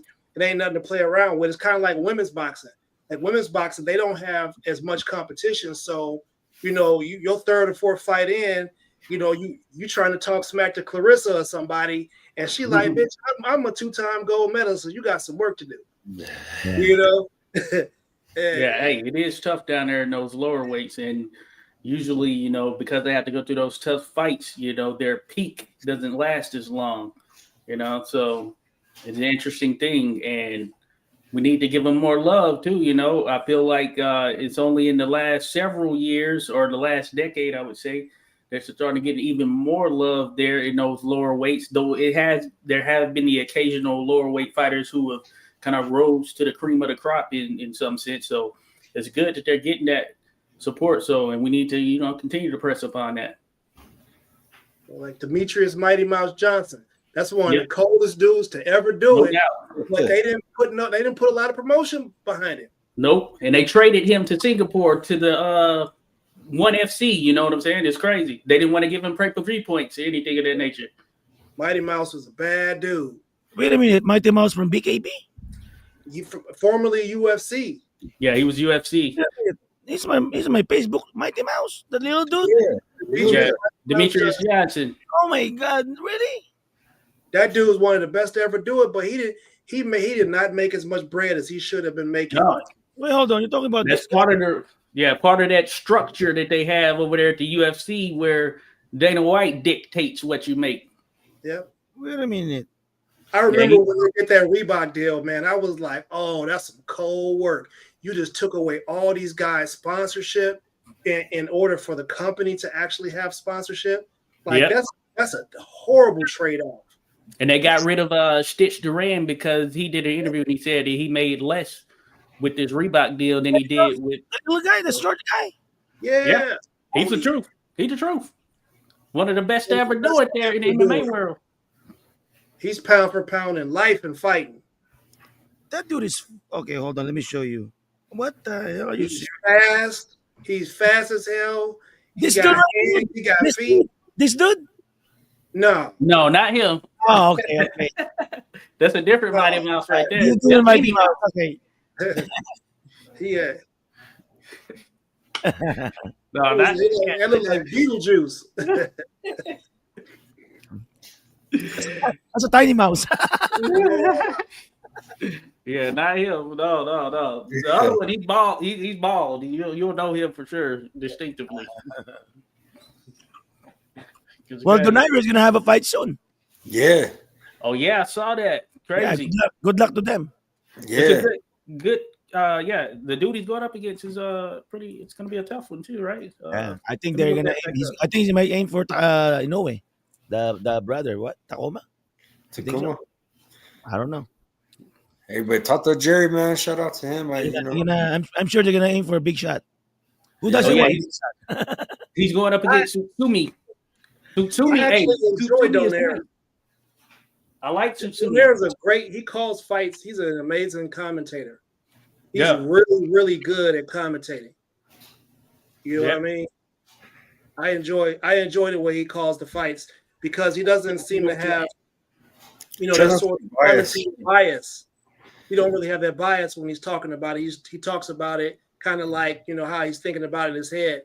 And I think we need more actual boxers to be out there commentating. That would actually improve the sport. That's how people fell in love with the UFC, because if you're watching a UFC fight, you have the commentators actually explaining transitions and things like that and what they're actually doing. And that makes the crowd more knowledgeable of what they're watching. And we don't get that so much in boxing. We get a bunch of slanted storylines, like some Fox News type shit. Bias too. And they're biased. Them to zone people, Yep. I can't stand that shit. Nonito Donaire, one of the greats right there, man. Got so many classic knockouts out there, stoppages. It's crazy that he's still doing his thing, even here now at this age. And I know he stays on top of his game, but man, the Filipino Flash, that's definitely one of the best. Oh, let me turn that. Skywalker. Yeah, you can't see it, but you can see it. Yeah, that was a media frenzy last night for Pacquiao, man. Yeah, I saw that media frenzy thing. Oh, man. They should have. Pac-Man should have sent a Batman signal out like, hey, we don't come to this one. Give me about 5 more. I'm not here. Don't tell nobody I'm here. Because, listen, that's it. His son is not ready yet. Oh, yeah. No doubt about it. Speaking of were you with the entourage, Joseph, or where were you? Were you just sitting there? No, I was there. I cannot be you part of there. Oh, you were there with Sean Gibbons. I'm the side B, bro. Hey, but wait, you didn't say what's up to him? You didn't see Pacquiao or what? I didn't see Pacquiao. I say hi to Freddie. Oh, you seen Freddie Roach? Okay. Yeah. Freddie. Coach Yeah, Freddie. the whole squad was there, man. I seen everybody there, man. It was a good event. It was fun. I see a lot of people. They didn't mess with you, did they, Joseph? Oh, not this one. Only Philippines. Oh. This guy knows about that. You didn't cross paths with Sean? No. Yeah, hey, listen. All three of us are over 6 foot. You didn't get arms length between like right? Hey, we'll be your bodyguard, Joseph. All three of us are over 6 foot. No, we Right got little on. slides, you know what I'm saying? I, I'll pay your fare, Slides out there, buddy. we got you. I got you, Papi. Boarding and Yeah, lodging, food too. I got you. got you. I'll be the next Mayweather. I got a Yeah. bodyguard. Bodyguard. Yeah. Yes, sir. Like we're rocking with you. We got you. We got you covered. What? One of these days, me and Sky we need to hang out. We almost had a chance in Vegas. I don't know why. Yeah, Enough not to go. Okay. yeah. When I was for Nonito's fight, huh? I was yeah, I was out there, man. We got When is close. your next, when is your next Las Vegas plan anyway? Oh, soon, man. It's my favorite destination of all destinations for a boxing fan. Like, if you've never experienced Las Vegas, you've been to a mega fight, Yeah. just fucking energy, man. Like, man, I got to get back out there. Yeah. That's my spot, bro. Like, I don't know about the rest of the United States. You know, I go to Right. Phoenix. I try to go to Phoenix a lot. Phoenix throws good fight cards, bro. Badass. Try to bring F1 during F1 your Yeah. family because Hey, Oh yeah. there's a lot of people who can afford No, that's Vegas? dope. who can I afford just Vegas. seen like a 60-minute special on Vegas, and they had a person go and try to find 1,000. the cheapest hamburger you could find in Vegas Yeah. is $22, right? And the average was like you paying $65 for a burger and some fries with no drink. That's why I go to Tacos El Gordo. He doesn't pay Yeah, Chinese that's rice. that's crazy, bro. Phoenix does good with boxing, man. Phoenix really holds it down, and then but the states that really don't, in my opinion, like Colorado, for amateurs, yeah, amateurs, fuck yeah, they got some Oh killers. yeah. That's what USA Boxing's at. Yeah. So, but professional, like putting on shows, Denver, like no big promotions are really going. You would think, right? Because it's a big ass city. How about Philadelphia? Oh yeah. No, this Saturday they got a card with King's Promotions. We were just talking about it. Yeah, they're You old. see, Eddie Philly's- Hearn loved Philly. I was there when he did his first joint there. He was so Matchroom goes hyped there. about boots. Drink. Yeah, it's always going down out there in Philly. That's the All premier big- fight town in the world, if you ask me. Yeah, Philly's Hey, big. like, can you be a matchmaker with this guy? The Mexican guy? Be a matchmaker? Who? The guy from Tijuana. He needs a. He Oh, wants for Juan Carlos Burgos? Juan Carlos, Oh yeah. yeah, he could Yeah, get we can look at, hey, Make it happen, bro. we can look into some stuff, right? Hey, because there's stuff going down all the time. I know some people around here. I'm in the DMV. That's where Ernest is as well. So, hey, there's shows going down all the time. We can see what's up. He Yeah. trains there at the gym. Them same promoters come to my area, Joseph, and they come to your area too in California. Chrissy Martin comes out there. You got Kings. You got Marv Nations. You got a lot of We got promotion. Marv Nation. They're out there. Yeah. They're Yeah, one- they do it in Tijuana all the time. The one down my street, the Mando's Boxing Gym, he got one big professional size and he got one junior size. Two gym. I mean, two ring. So it's making it big. And when he's gonna have debut fighters there during his pro, he's gonna try to invite I think Golden Boy. What's his name? He knows that dude. Pro Box is expanding, bro. They're coming to my city, Albuquerque, in March for Yeah, I Angelo. saw that. The pro Oh, yeah. box, I saw that. They're doing their thing. Hey, they did fix them judges. Because No, they doing their thing. Hey, we're talking frenzy. So Saturday, I went to Lamont Roach's open workout, and I was late by about 2 hours because I had this prior thing I was doing. And man, when I tell you it was deep, the people were showing up trying to get interviews, pictures. The most people I've ever seen there at the No Excuse Gym. So he's got a lot of people rocking with him for sure. And this was after people had left and all of that stuff. So the vibe is on point right now. And, they do things with Pro Box as well. So Pro Box definitely making some major moves. I can say that. Yeah. it's only going to get worse for the media people because people watch us every week, man. They tune into what we're saying. They see what we're doing. They're like, hey, you know what? Maybe I could do that too. And people just start showing up at gyms and they want to interview people and do these things. So, this is the space that combat sports is moving into. It sounds like there's a big promotional behind it. That's why they keep going. There's always a sponsor. It's always a sponsor who's gonna keep it going. That's all I can say. Yeah, yeah. Hey, they do have sponsors there. Say they seem to work their way up because you look at where they started.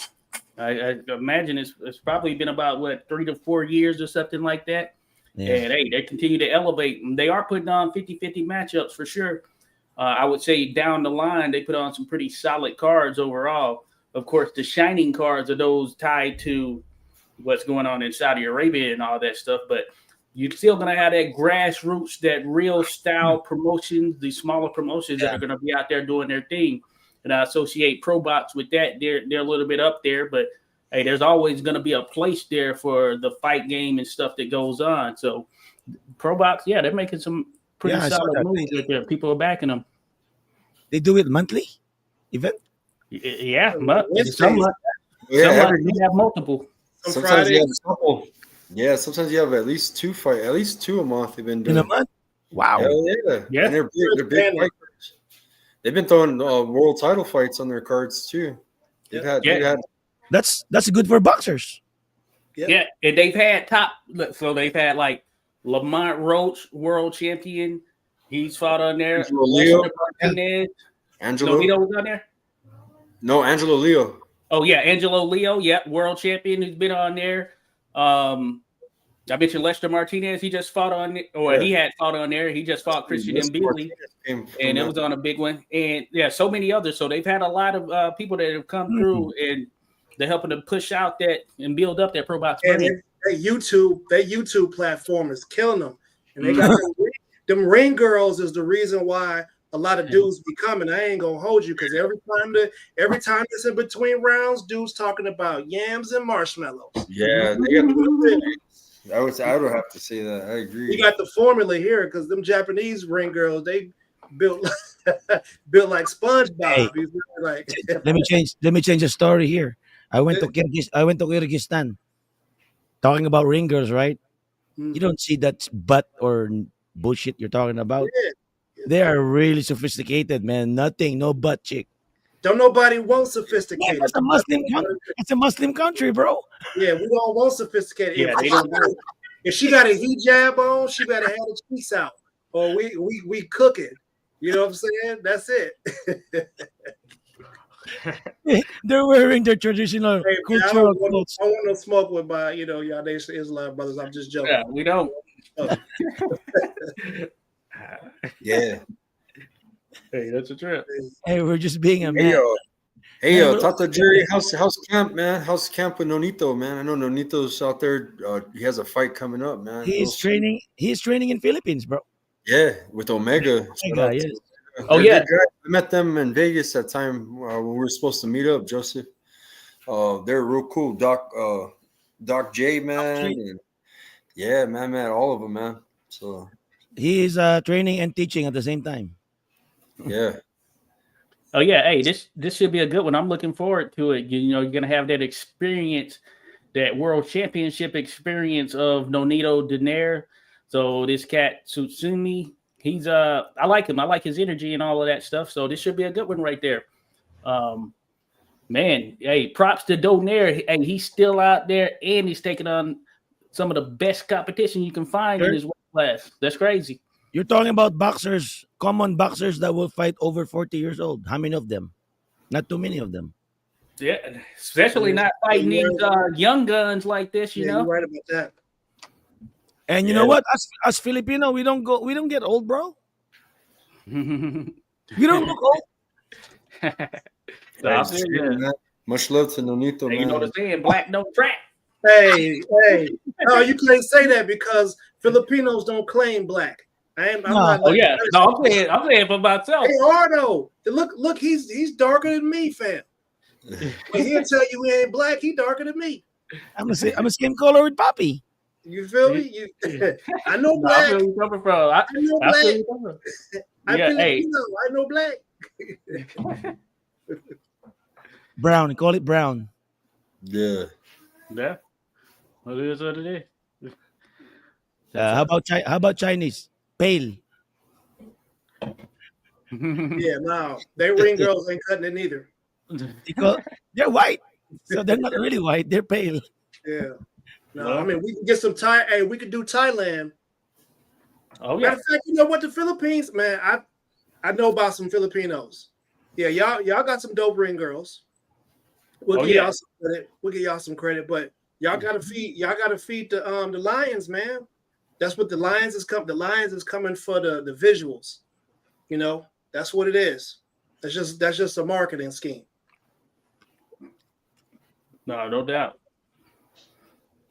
What Hey, about the other fights? real quick. Hey, so this coming weekend we got Lamont Roach Jr. versus Isaac Pitbull Cruz. Oh no Y'all shit. think of that? It's a Yeah. good card, too, just overall. But that's gonna be a good one. 140 pounds, title on the line. Is Pitbull still under Sean Gibbons? No, I don't know. Is he? I don't know. I'm not sure. Hey, Tata Jerry brought up a good point, man. He said Champ Morris East. He's a black Filipino. Yeah. It's true, bro. I gotta show you his photo. He looks like All of y'all are black. If you Filipino, Champ you Morris. black. Period. I'm not trying to hear that. Y'all are black just like we are. India, if you're Indonesian, dude, y'all black too. there's a blood of Filipino because his dad migrate as a U.S. Navy went to Philippines so long ago. Pacific Islanders are black. Look, Y'all that's better Morris East, a former champ. Look, Yeah, he's Filipino, bro. Filipino, look, Yeah. man. Come Morris on, East, man. yeah. He's black. The Asiatic black man. Don't make me get on my Umar Johnson.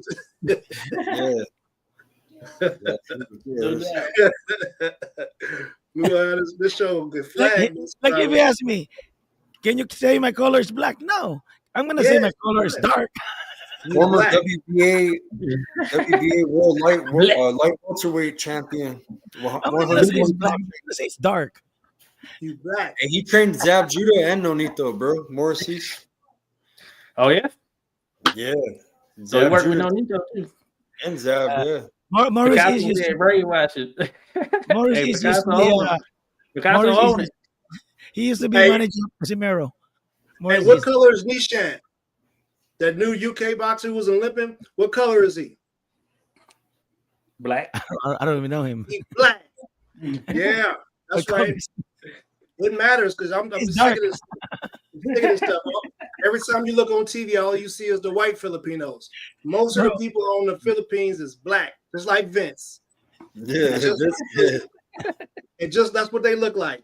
I'd rather use the word dark. If you use the word black, sounds like you're still discriminating. Yeah, y'all just don't like it. Y'all don't want to associate with us, but you black too. I just want to let you know. You don't want to associate with you. I'm right here. I'm right next to you. Yeah. Hey, Yo, Joseph's a trip, bro. He got some hot rods, bro. He be cruising San Diego in style, bro. He be Me and Joseph will go to the. Me and Joseph go to the hip hop. You have the electric scooter still? hey, let you right in. Hey, do you still have that electric scooter, Joseph? Yeah, the battery died. You used to go live on his electric scooter. The stupid battery died, bro. $500 again. He used to bump through San Diego on a scooter. I miss my scooter, bro. I'm gonna go hang out with Joseph. He's gonna be like, "Hey, this is my homeboy. You're playing the NBA." Come here, man. I'll take you to Tijuana, bro. The best experience of your life. I had some cool. Your channel was fun, bro. In the beginning, when I first met you, man, I would come on and I would see the pigeons. He'd be racing pigeons, bro. He'd be out with this. He'd be like calling them. He's like, "Yo, there's a hawk." What's it for his fucking birds to come in? A hawk. Birds are all flying by him and shit, trying to get him with his feet. Oh my god, you're hilarious, bro. Hey, I ain't gonna lie, man, Joseph. Ever since you told me about how you race pigeons, bro, anytime I get to having an interesting conversation with some people who might be interested, I'll be like, man, I met this dude who talked about how he raised pigeons and he races them across places. I was like, man, that's some of the coolest shit I ever heard. Right. It's really hard to train, to be honest. Yeah, that's some It's cool hard to shit. train. It's energy. You have to give energy to the bird to go home. Simple as that. I like your little car collection, man. Joseph got some unique cars, bro. Like I've seen him in some unique Japanese cars, like you name it. Bro. You got a cool little collection, bro. I enjoyed the California. You cannot enjoy it in Illinois. Hey man, I wouldn't. So Josh, he got those hot rods, and what was that Japanese car that you had, man? That nice one that you gave to your son? Oh, the MR2, the turbo. MR2, yeah. That's a dope. Yeah, that's a dope joint. Hey, Yeah. Skywalker, we can't even fit. We can't fit in none of his cars, bro. You can hear. Unless we got a Maybach or something. You're right. We can't even fit in them joints. Look who's here. Vince Paras is here. Can I give him a link? Hey, let me see if I can give him a link. Vince in the Get mix. your ass over here, man. They Hey, make them vehicles for people under 5'6". Vince, what's going on, man? What's your Vince Ward? Paras. Let's get it. Japanese cars are only meant for 5'8". Good. Yeah, me and Josh are sitting in the car and our knees will be in our throat trying to no seatbelt on. Hey, I drove with you when I was in Japan. You don't see. You can't see that, bro. Imagine this. You don't see a lot of black people riding on a Corolla. Yeah, nah. Hop on, Vince.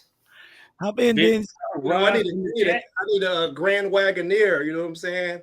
A Cadillac. Yeah. No, I have a 67. I just bought 67. Okay. Oh yeah. Yeah, Valiant, Plymouth Valiant. Okay, you doing it like that? Okay, I see you. Yeah.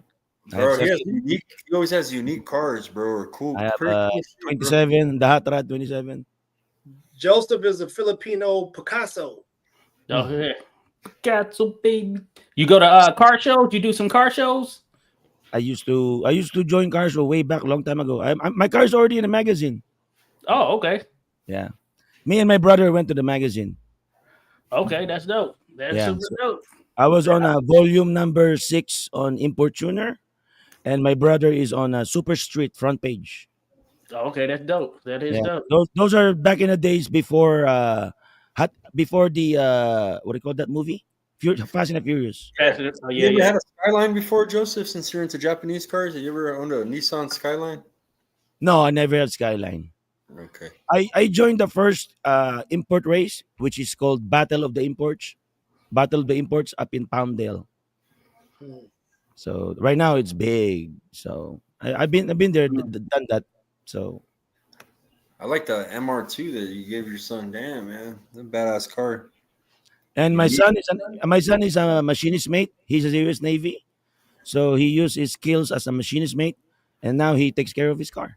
Hey, tell him, Joseph, even though you're not military, but man, you really represent the country and the service members, because a lot of your business comes from the Navy base, and you know a lot. He knows all the SEALs, bro. Joseph knows all of San Diego, bro. I'm telling you.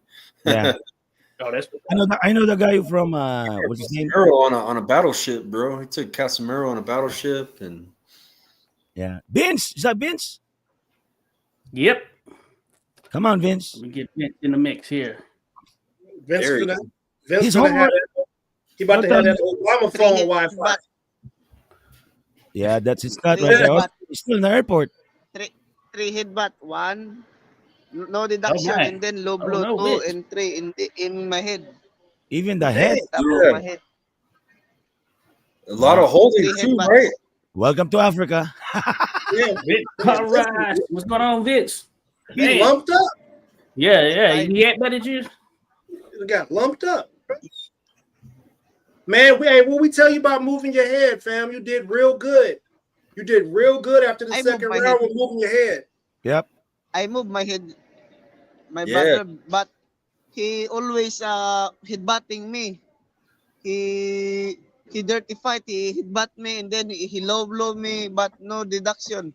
Yep. A lot of holding. Crazy, though, Every time you came on the inside, he'd like to hold you. We saw that. I always say the referee, rep. He always headbutt rep, and then low blow. No box. No good. Yeah. Hey, sometimes you gotta give it back, Vince. Hey, Vince, you're not using your job. What happened? Why couldn't you use your job? Your job. You don't using jobs. Only hooks and overhands. Why not too many jabs? My job is very, because they have I can see his punch because my eyes is many blood. I can concentrate because many blood in my eyes. Dripping. Okay. Oh, from the cut. Okay. Yeah. Did you? Hey, did you feel any power or anything coming from him, Vince? No, no, bro, no power. But I, I, I can I can see I can see his his punch because the blood goes to my eyes. I can see. Hey, we couldn't see the fight from round 9 to 12. We could only see up to rounds 1 through 8, and it's because the TV cut off. The TV cut off, so we missed the last part of the fight. Last 3 rounds, last 4 rounds. Yeah, very cold in Africa. Really? South Africa is cold. Yeah, hey, Joseph, I don't know if you know, but the whole Africa ain't hot. And then high altitude and high altitude, The monkey, high those altitude, monkey better have jackets, bro. high Wait, what? altitude, No, those monkeys better have jackets. It's cold. high Oh, altitude, we don't high do altitude, that, fam. We don't do high that. altitude, Hold up a second. high altitude. So have you seen any animals in Africa? Sabihin mo ko yung high altitude, mataas yung kanon, high altitude, high I'm altitude. tripping with that shit. Oh, he's in the higher mountains. Yeah, I'm getting ready to get on your ass. Johannesburg. Oh, hell no. I have one cat Monkeys then- with jackets. in my head. That's the real poppy. Sunflower seed head ass motherfucker. Your head. Damn. Ugh. Oh yeah. And then I always say to the referee, low blow. He punched me in the low, but no box. Yeah, they. No good. Did you get paid at least? Yeah. Good money. Ano ko yan? Binayaran ka raw doon ba ng maayos? Did you get paid good? Opo, Are you happy? pero Are you happy? hintayin ko pa yung kwan, hintayin pa namin ng 1 week ata. Oh, you have to wait for 1 week for the 1 pay. week. Yeah. Damn. Interesting. Yeah, But are you happy? They screwed Cat on her for her fight in Egypt. One of my friends went to Egypt, Vince, and they didn't pay her. She pulled off an upset, and they didn't pay her money. One of my friends went to Egypt, and they didn't pay her money. That's pretty crazy. Is this the promoter paying or the management? Ano sabi ko yang? Is it the promoters? Yung promoter na ba magabayad or the management? The promoter. Don't tell me this is going to happen like Nitumbo. Nitumbo got messed up. Yeah, they should always pay you right after the fight. Yep, right exactly. Immediately after the fight. Promoter pay. Thank you. That's what I was Promoter. gonna Sign for a check, or before the fight cash. or after the fight, you need to have the money. Man, I don't know. That's questionable, Papi. Sabi nga ng promoter ko yang sabi sa kanila, sabi ng promoter na maganda yung pinakita kong laban, tsaka sabi ni Malahi sa lahat na ng kalaban niya, sa kanya lang daw, sa akin lang daw siya nahirapan at tsaka nahilo talaga ng gusto. He said that he's the only boxer that was really fighting well with his whole career. Nothing but Vince. He had a hard time, Yeah. and the promoter loved him. But the question is, where's the money? Hey, should pay you right after. Hey Vince, are you gonna? So what's your plans after this fight? Ask him. What can you hear? My plan is my manager said he get me together visa with my team to US this fight, and then I have fight in January fight. I have fight January. So you're gonna stick? Maybe so you're with in Sam? blow by blow. Maybe in blow by blow. Manny Pacquiao booking event. Blow by blow. What about the? You signed with the same promotion Kaya for? sabihan mo ko yang na lalaban ako January. Baka January, you're fighting on kukuhanan ako ng visa. January. You're fighting. They're getting you a visa to go to America. Kukuhanan kami ng visa ni Boss GC pa US pagkatapos lalaban daw ako baka blue by blue sa blue by blue ni Manny. Oh, I guess before you go to America, he wants to fight the Philippines first for a tune-up fight. Hey, Again, no, before y'all fuck all that, I gotta do this because we can't let this shit slide. Before y'all come to America, y'all need to realize that calling people monkeys is something that white people taught y'all to do. That's not cool, fam. That monkey shit needs to stop. I promise you. Vince, don't we support you? Yes or no? We support you, right? He can't hear good. He can't hear good. Okay. But no, earlier, I think he heard you say monkeys, Joseph. Yeah, no, I know what I heard. that was just a joke. That was a joke. No, we don't joke like that, fam. Hey, I promise you, man. Listen, I'm probably one of the nicest guys, the most understanding guys of ever. I've been all over the world. I've loved on everybody, and calling people monkeys and shit like that. No, I did not call people a monkey. You black, just like I am. I'm just saying that the Africa is full of animals, so I just give an example as a monkey. There's monkeys on every motherfucking continent. If we being honest, but we know what the term monkey applies. You're taking the wrong words. Yeah, that's the wrong word, fam. Hey, man, I fucks with you until you can't go down that path, man. Period. You're just taking it the wrong way, brother. What you mean? You said the monkeys was wearing coats. How else? All I can say is coat on. All I can say is referring to the animal, right? So yes, all I can say is if you're taking the wrong way, I apologize. Cold in South Africa, and you said the monkeys had the coats on. That's what was said. So you want to make a big deal out of it? I would just like an apology, bro. You don't do. Listen, did you hear me? If it's a big deal to you, I apologize. Okay, we cool then. You're just taking it the wrong way, brother. I'm going to take it the wrong way every time. I don't want nobody to refer to no black it's not person my problem as a monkey. Way. You need to understand that culturally. Period. Over a monkey?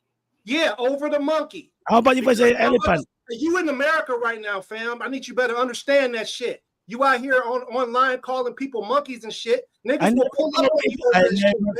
That's a very insulting comment. I never people call a monkey. Don't put word on my mouth. Might have been a misinterpretation. Exactly, misinterpretation. You might, matter of fact, get that motherfucker off of here, man. How about the other way around?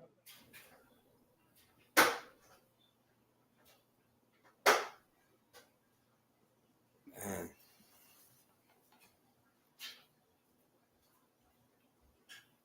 Damn. Don't go that route. Yeah, no, we're not doing that. Not on my watch. Ain't nobody finna say some shit like that, and I'm sitting here, and you're gonna be able to say what you need to say. We ain't doing that. Understand the culture. Period. You live here. Understand our culture. Understand stuff that's seriously derogatory. We don't talk about Jewish people on here. We don't call Italian people funny names. We don't call Mexican people funny names. We don't do all that. You ain't finna come over here and just disrespect like that. Who taught you that? Yeah, I said it. Who taught you that? No, just got to understand, old boy black, just like we are. He's darker than me. And he are calling people monkeys. That's very insulting. Oh, yeah. Hey. Jerry said, yeah, that's right, bro. No racial slurs. Yeah, I apologize, bro. Yeah, I didn't expect, Yeah, I don't think it was no issue in translation because he talked about how cold it was in South Africa, and he was talking about putting coats on monkeys. When you go back and listen to it, you're going to hear it. If we being honest, to keep it in the buck, we heard Vince say something like that before, and we cleared that up. Oh, yeah?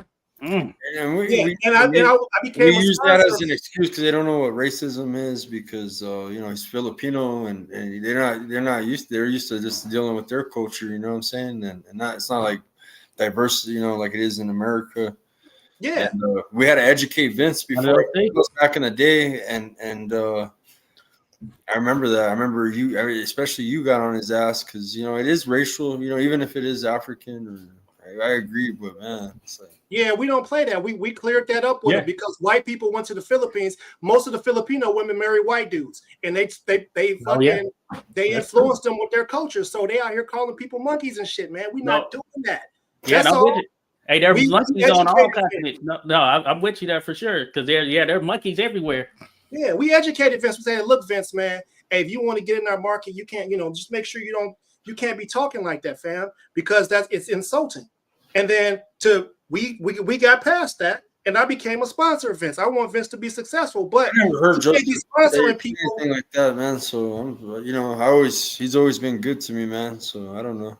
Hey, that's between you and him, Skywalker. I'm not going. I've never.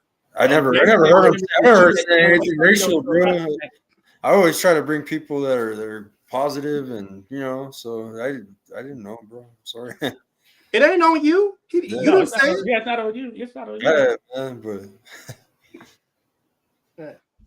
Just hey, Jerry says, remember it was he that challenged Nonito to a boxing match. So Joseph challenged Nonito to a boxing match. What? Why would he do that? That's not a good look. It wouldn't end well for him, I would suppose, right? Yeah. Yeah, it's crazy thing, but hey. Yeah, Skywalker, man, I can speak for myself, man. I seen you pull up it. Oh shit! I know when he. I was gonna go the funny route with it, but not today. Yeah, I'm sorry. Yeah, I could have made this real funny and got at him, but no, I want to make sure that I was being very clear with him because we fuck with Joseph. We've had conversations with him, and if that's the way he's thinking on the backside, I can't fuck with him on the front side. Period. We've always had him on, had no issue, man. So yeah, until he call you or until he say something that's out of pocket, that's insulting to you, then you have a different response. Exactly. Yeah. People got to understand and see things through the lenses of other people's eyes. I've been upset with that. Is true. Saying the wrong thing before. Yeah, I understand. Hey, that's the truth right there. Jerry says it would also put a negative light to things you guys are doing. No doubt about it there. So that is certainly something to think about, just the aspect of who's watching, what that entails, and kind of how that is interpreted regardless of the situation there. So it's good to, nip that in the bud. Yeah. So, I mean, it's done. He apologized. So that's the end of that. You know what I'm saying? As long as he don't never say it again, we cool. Oh, yeah. No doubt there. Hey, but back to that Lamont Roach fight. We ain't even get it. That card. We can jump into that card. This is his first fight at $140, ain't it? It is. So, hey, it's gonna be live. I can tell you from the environment of the people that were out there for the media day. I can tell you that people are definitely on board with Lamont Roach, what he's got going right there. This could have been a tape fight, of course, but we know what happened there. But Lamont, he's still moving on. He's taking on a tough challenger there at 140 because Pitbull is no joke. So this is going down in San Antonio, folks. San Antonio, Texas. So I think they're going to have a good crowd there, good fanfare there. They're probably going to be rooting for Pitbull mainly. He's going to be in the Lions Den. Yeah, he's going to be in the Lions Den, no doubt. They're going to be rooting for Pitbull. But I think ultimately that it's going to come down to, the boxing aspect of it. And from the skills perspective, that's going to lean on the side of Lamont Roach Jr. And I think even though he's moving up, he will be able to carry that extra 5 pounds with no problem. And Pitbull came up as well. So it's not like it's a major thing from that perspective. So I think that Lamont certainly the better boxer. I think that he's low-key, sneaky, has some power to him. He's not a knockout artist per se, but he knows how to get them punches in place in a way that they can hurt you. So I think he ultimately gets it. The main thing is just keeping Pitbull off and not giving him that opportunity to come in and wing those big hooks that he likes to throw off in combination. Yeah, man, that's gonna be a nasty fight, man. Lamont Roach is definitely super skilled. And I mean, we might actually be surprised, man. I'm I'm gonna call it now. That's gonna be some fight of the year type stuff because Pitbull he's not coming to play, bro. He definitely I don't even think he uses a jab. I feel like he do all haymakers. You know what I'm saying? And if he could mess around and run into something. You know what I mean? No, yeah. I think that may ultimately be what happens. Yeah, both of them could really run into something. It's an interesting clash of styles just from that perspective as well, because I think Pitbull, hey, we've seen enough of him to know how he's coming in there. So I think, yeah, that's going to make it interesting there from a stylistic clash standpoint. And, my question is, once it's all said and done, when it comes out, depending on who comes out on top, I'm leaning toward Lamont Roach. If he comes out on top, my question is, does he stay at 140 pounds? Now, I do know that I posted a interview. My guy Urban Sports Ray, shout out Ray, posted on this thing. I reposted it to my channel as a collaboration on Instagram, and from all indication, it looks like Lamont, he's open for whatever, you know what I'm saying, between 135, 140, and who knows what else, you know what I'm saying. So it'll be interesting to see what he does after this, and maybe depending on how things work out with Tank, maybe that is a fight that happens sometime down the road in 2026 or something of that nature, so we'll see.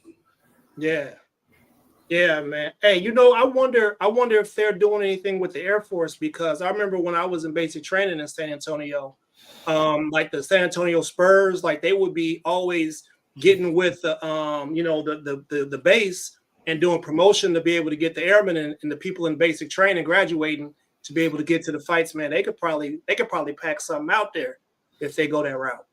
Do something for the veterans, you know what I mean? Or yeah, and I haven't been down there. I want to get out there. My partner, she was gonna do a program out there back in 2024. Well, it would have started in 2025. It didn't work out in that regard, but man, I think that would be something pretty dope. And I'd imagine, when is the Air Force's birthday? Do you know? 1947. Was it September? September. Okay, so it would have passed. It will have passed. Okay, it will have passed. Birthday. EJ 7207 said that's a good fight. It is a good one. Pitbull is swinging for the fences, says Picasso. Yes, sir. Picasso said he's in San Antonio. Hey, man, you might be in the right place at the right time. Hey, I know I earned my strike. It is September 18th. Hey, you own it. You own it. I didn't know that. I didn't know that. Find out. Hey, I have an announcement, man, about shout out to Raheem, man. Raheem's in the chat. That's all right. President of the World Boxing Bureau. Let's get it. And big announcement for the World Boxing Bureau. They've been around for about a year now. They're gonna have multiple world titles going down in Nigeria, Africa. It's going down. So congratulations to my brother making big moves. And, hey, you want to come talk about it? Come on.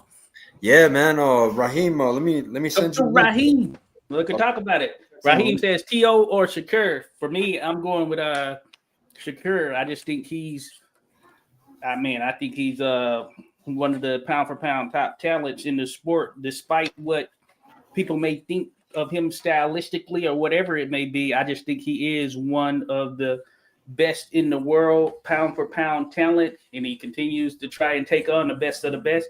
It's not his fault they won't try to fight him or they don't want to get in there with him. And I think Teofimo, he's damn good and all of that stuff, but I just think when it comes to Shakur, I view him as a generational fighter. So I put him in my Tommy Ryan video, who's his welterweight from back in the day, 1800s there.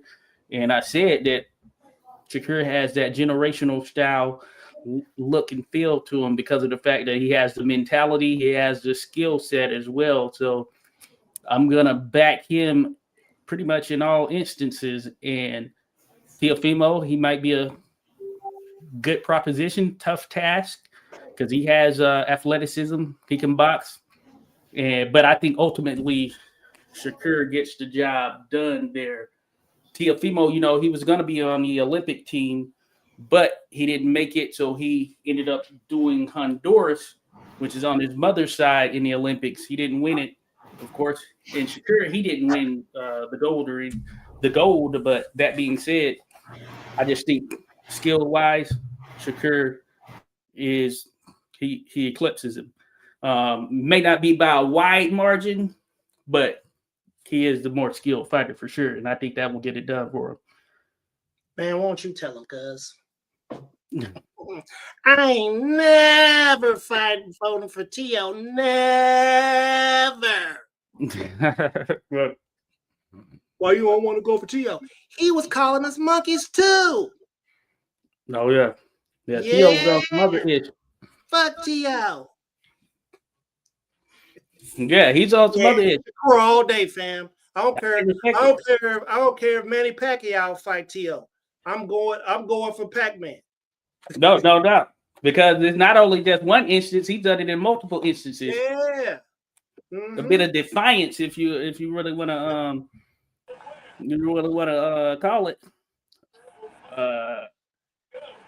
Hey, Al Rahim in the mix here. Hold up 1 sec. Let me get this right. Tio's not the only one either. Yeah. We listen. Yeah. We can get on their heads if we have to. Yeah, Ryan Garcia. I'll say it. I know y'all scared. I ain't scared to say something. Yeah, him too. No matter who he fighting, I'm picking the other guy based off of him calling us monkeys and niggas and all that other shit. We ain't doing that. I'm with you. You're right. Raheem, hey, what's up, brother? Man, what's going on? What's going on, fellas? What's the word? Man, you tell us, man. Tell us about this Africa, man. Tell us about Nigeria, man. You taking the flight? Nah. I don't know if I'm going to actually go. We still trying to work out some of the details regarding that, but it looks like we're gonna have four title fights going on in Lagos, Nigeria, on Christmas Eve. It's promoted by Prize Fighting Promotions, and the main event is gonna have Ike Iyabuchi. Challenging. I forgot the guy's name, man. I'm sorry about that. But he's slated to be the headliner. Ike Iyabuchi? Yes. Man, hey, he's in the 90s, he was looked at as that guy that was gonna be the next man up in the heavyweight division, and he had that crazy fight with Tua that for a long time, a number of years, had the most punches thrown in a heavyweight fight ever. Right. And then he had served time in jail, and he got out. I'm sure not too long ago. That Ike, right, Al Rice? That's correct. That's the right one. Okay. How old is he now? I believe he's 52. Oh shit. Oh damn. Yeah, I believe. But you go put it on. The WBB, we about redemption and second chances. Yeah. We'll line him up with Oliver McCall. You know what I'm saying? Hey, right. I can make that. Funny enough, they were trying to make that. I think they were trying to make it. But hey, Ollie still ain't been dropped yet. Hey, right. that chin be holding up. You feel me? He hasn't lost yet either, huh? He was on a winning streak. He's still undefeated. Yeah. And he hasn't taken a lot of damage. So he of course, he spent some time locked up. So he's fairly fresh if you think about a boxing 50-year-old, you know what I'm saying? Right.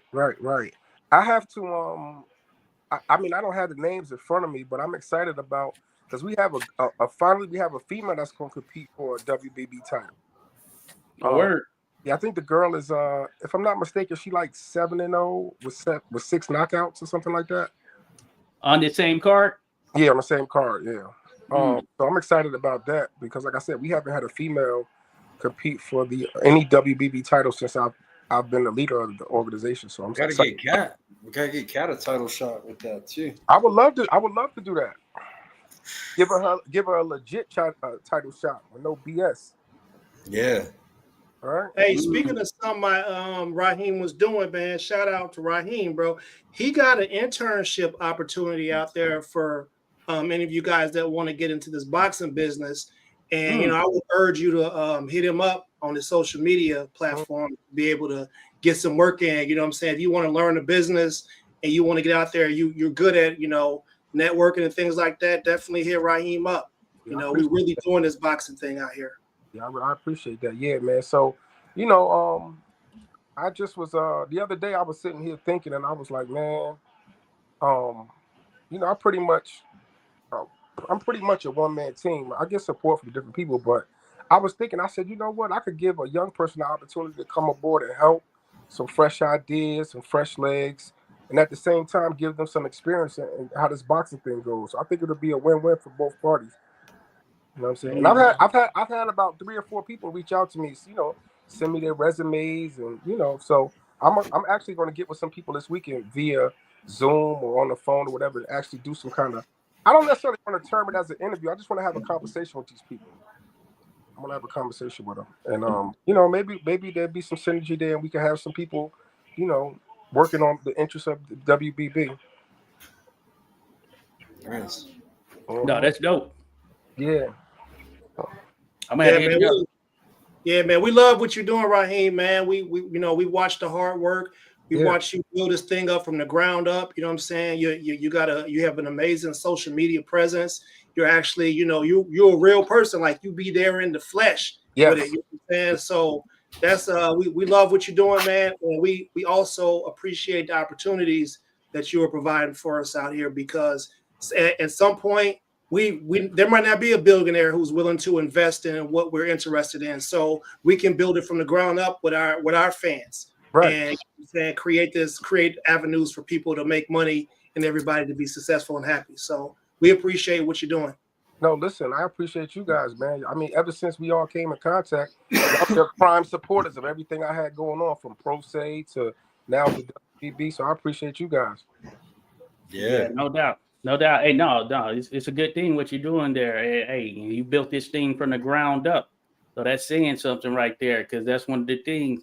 Not everybody gets to start with that seed funding that they'll give to the likes of Sam Bankman-Fried and all of that stuff, but you had to build it from the ground up. You've done it the grassroots way there, Raheem. So that's dope in itself right there. I appreciate that. Yes, man. You guys got to check out the documentary too, man. So that's how. I think I need to check that out. I haven't watched it yet. I'm gonna watch it. I commit. I'm going to watch it. Maybe later tonight or something like that, or tomorrow. But I got you for sure there. So man. So listen, but what fights we got closing out the year? Well, this week coming up, I know we got Pitbull, right? And Lamont Roach Jr. Who? Lamont Roach Jr. Okay, yeah. Is that the last big fight of the year? Hey, man, we got Foster and Fulton this weekend, bro. Oh, yeah, that's on the same card. This is a pretty good card right here. This is a stacked card. That's a good one. Ramos Jr., Mosley Jr. Yeah, another good one right man, that whole card is fire. It's stacked. Yeah. It's stacked. That's a PBC card, right? Yeah, and that's what we need right there.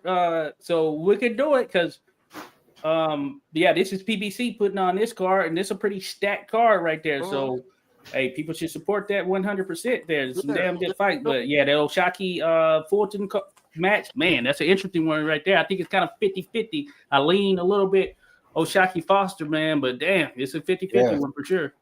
Really? Hey, listen, I'm going to tell y'all something, right? I remember when Oshaki Foster fought, what's this guy name? The guy Shakur fought, he missed weight with. Robin Kasasia. Kasasia, they robbed him. No, listen, hold on. I was at that fight. I was literally there, right? Ooh. In the building, like the mood was that Kasasia won. But when I heard about what was said on TV and like the TV commentary, it was like a robbery. But I didn't see it that way there. Yeah, we've had this conversation before, haven't we, Josh? Because Skywalker was at a fight and we got to witness it from home. It was like, what's your perspective? And we felt like, this person did X, Y, and Z. But people are influenced by what the commentary is saying during the fight, and that can happen for sure. watch the fight without the sound. I need to Yeah, watch it man. again. Listen, I watch. I mean, like I said, the general consensus in the area that I was seated in was like the right guy won, and it wasn't even. It wasn't even like. It wasn't even disputable. Like, yeah, he won. You know what I'm saying? But you know, Yeah. you see things from different angles. It's it could change your perspective. Hey, we got a badass cruiserweight, man. One of the best, man. We know we were talking about Zerto, but we got Jai Opataya in action. Oh yeah, Jayo Pataya. Yeah, I think he's fighting the another undefeated. Yeah, another undefeated cruiserweight. What's his record? 20. 23-0, 19 knockouts. That's opponent's record. Yeah. Oh. Jai Opataya is 28-0 with He's the 22 knockouts. Who is he signed to? I think he's with maybe with Boxer. I think he might be. Or what's that one? Australia has that promotion. What's that? No, maybe not Boxer then. Oh, or no, Eddie. No limit, right? No. I think they're here in Canada. I think they're Canada. BO Exarch? That's a streaming platform, right? That Boxer. Yeah, Boxer. They're over there in the UK, but I think he's actually with Eddie Hearn. As a matter of fact, I think he's Matchroom. Oh, yeah, I think he's actually Matchroom because in his last fight, he was standing there with Eddie, and they were talking about fighting Zerto.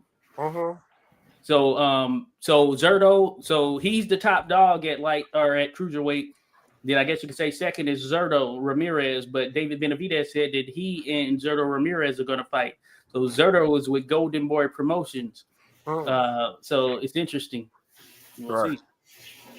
Yeah. We'll see what happens, of course, if that fight actually happens. But it looks like it's not going to be right now because Zerto said that he or Benavidez said that he and Zerto were fighting, and Benavidez is moving up to cruiserweight for the first time if that fight actually happens. So maybe Opataya will have to wait it out until later in 2026, which is kind of unfortunate because the plan, I know what they said was that once he, I guess, grabs up all those titles at cruiserweight, he wants to move up to potentially take on Usyk.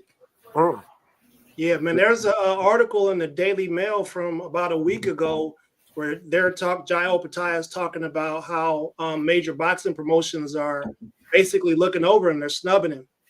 He's getting a cold shoulder from a lot of things. There's an article that talks about that from the Australian the Daily Mail. It's crazy. Hey, I think he's a real deal, real talk. But Malik Scott he was on that Matchroom broadcast last week for that show they did over there in Saudi Arabia. Malik Scott, he used to box and he was Deontay Wilder's trainer, and he said that he felt that Zerto would beat Opataya. I'm not in agreement. There ain't no way in hell.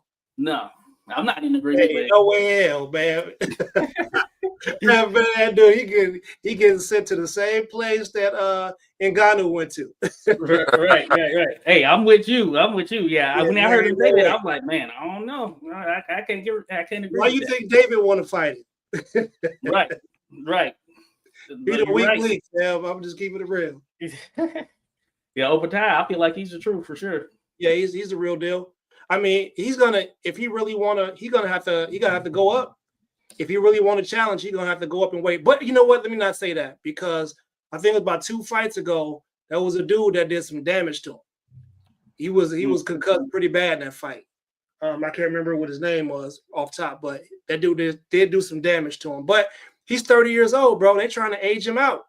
Yeah, I think you're thinking about Maris Briedis, the Latvian. He used to be a cruiserweight champion there. And they fought for it because the first time they fought, Opataya got his jaw broke, but he won the fight. Then the second time they fought, I picked him to win. I thought it would be a little bit easier for him because Briedis had gotten older, but it wasn't easy for him for sure because Briedis, he's legit. He's legit as well. So it is interesting, but yeah, that timing right there. So it'll be interesting to see if he wants to wait because he's been calling for that Zerto fight all 2025. Yeah. And it's crazy. But man, Raheem, you got you a solid representative over there? I'm working on it. You know, there's a lot of expats that are over in that region. Oh, yeah. A lot of what? Expats. People who have repatriated and they're taking their retirement money and went and set up shop. You know what I'm saying? It's real nice areas over there. It's a lot of us over there. Yeah. Oh yeah. Yeah. Yeah. I'm actually working on that, man. I would like to go, but I don't know. We'll see. Hey, I Either had way, posted. Oh, go ahead. those titles will be there. Oh yeah, no doubt. Yeah. I had posted there was this girl over there. Her name's Elizabeth Oshoba, and she's with MVP, but she's she seems to be like she's probably gonna be the goods. Is she from Nigeria? Yeah, from Nigeria. I don't know if that's the girl you talk about. She's 9-0, but you said 7-0, right? Yeah, I could be mistaken. I don't know. What weight did she fight at? Let me see. She's at. Let me see. Super featherweight, so 130. Oh yeah, this girl I'm talking about. I think it's like a 168 pounder. 168. Okay, yeah, I know her. There's this other girl I know that's Nigerian. Wait. Let me see. I follow this one girl on Instagram who's a Nigerian as well. Let me see if yeah, you know, you just definitely want to make sure you got a solid plug over there. You know what I mean? Mm-hmm.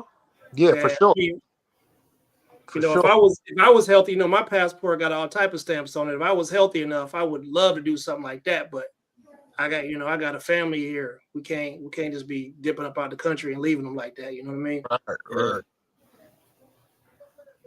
Yeah. What do you think about that Erzlandi Laura and the Janabek fight, man? I mean, Laura's the goods. Laura, I think Laura about to come up out of that strap, right? For sure. He could very well outclass him. Let's not forget we saw what Bernard Hopkins did to the one dude. Erzlandi Laura got better feet than Hopkins, if you ask me. He do. I don't think he's gonna do it at this stage. I think Janabek's gonna be too much. That youth is gonna. It's what I think.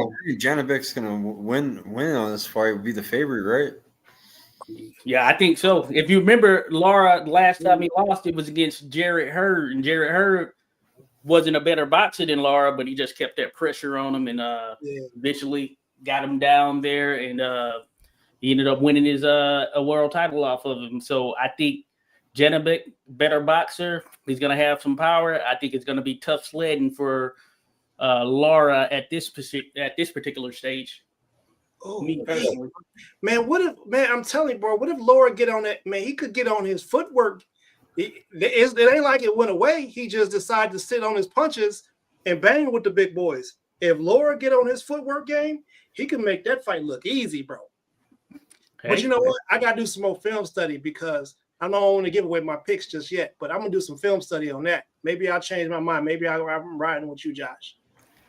Yeah, hey, I think it'll be interesting. You know, of course, you know, if Laura were not 42, I think he's 42 now.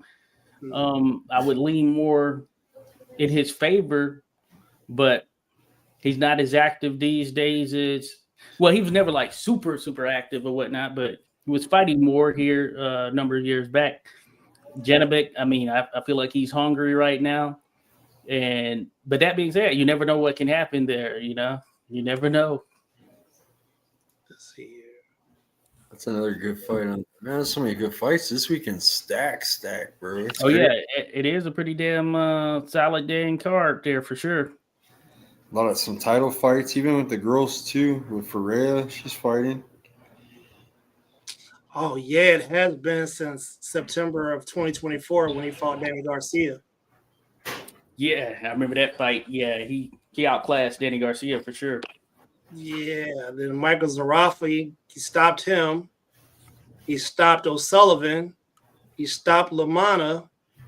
So he coming off of almost 4. Yeah, well, he's coming off of 5 stoppages. Hold up a second. What are we saying about Aries Zanabek? What are we saying here? Oh no, hey. I thought Zarafa would beat him, but hey, he ended up beating Zarafa. Yeah, he stopped him. Did we interview Zarafa? Yeah, we interviewed Zarafa. Oh yeah, I thought he would. When they fought, I thought he would. Beat Laura, but yeah, you know what? He stopped him. So that is saying something. But yeah, a gentleman. So I think he's probably the top guy right now at 160. Yeah, Him and Carlos Adames. yeah. Supposed to win. Him and El Bronco. So they make it interesting. Jesus Ramos Jr. and Shane Mosley Jr.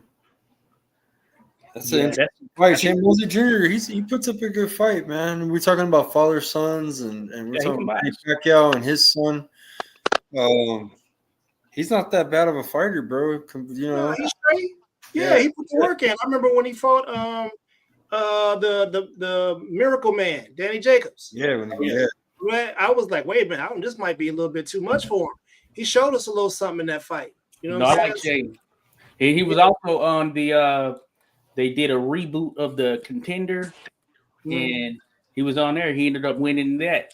I didn't watch all of the episodes, but I watched a number of episodes, and I remember he was viewed as kind of the guy, because he had the name out of all the other guys there. So, of course, they're gunning for you, and he ended up. Well, he didn't win the Contender. He made it to the finals against Brendan Adams. We just saw Brendan Adams not too long ago. We know what he does out here. Yeah. That's another bad dude, boy.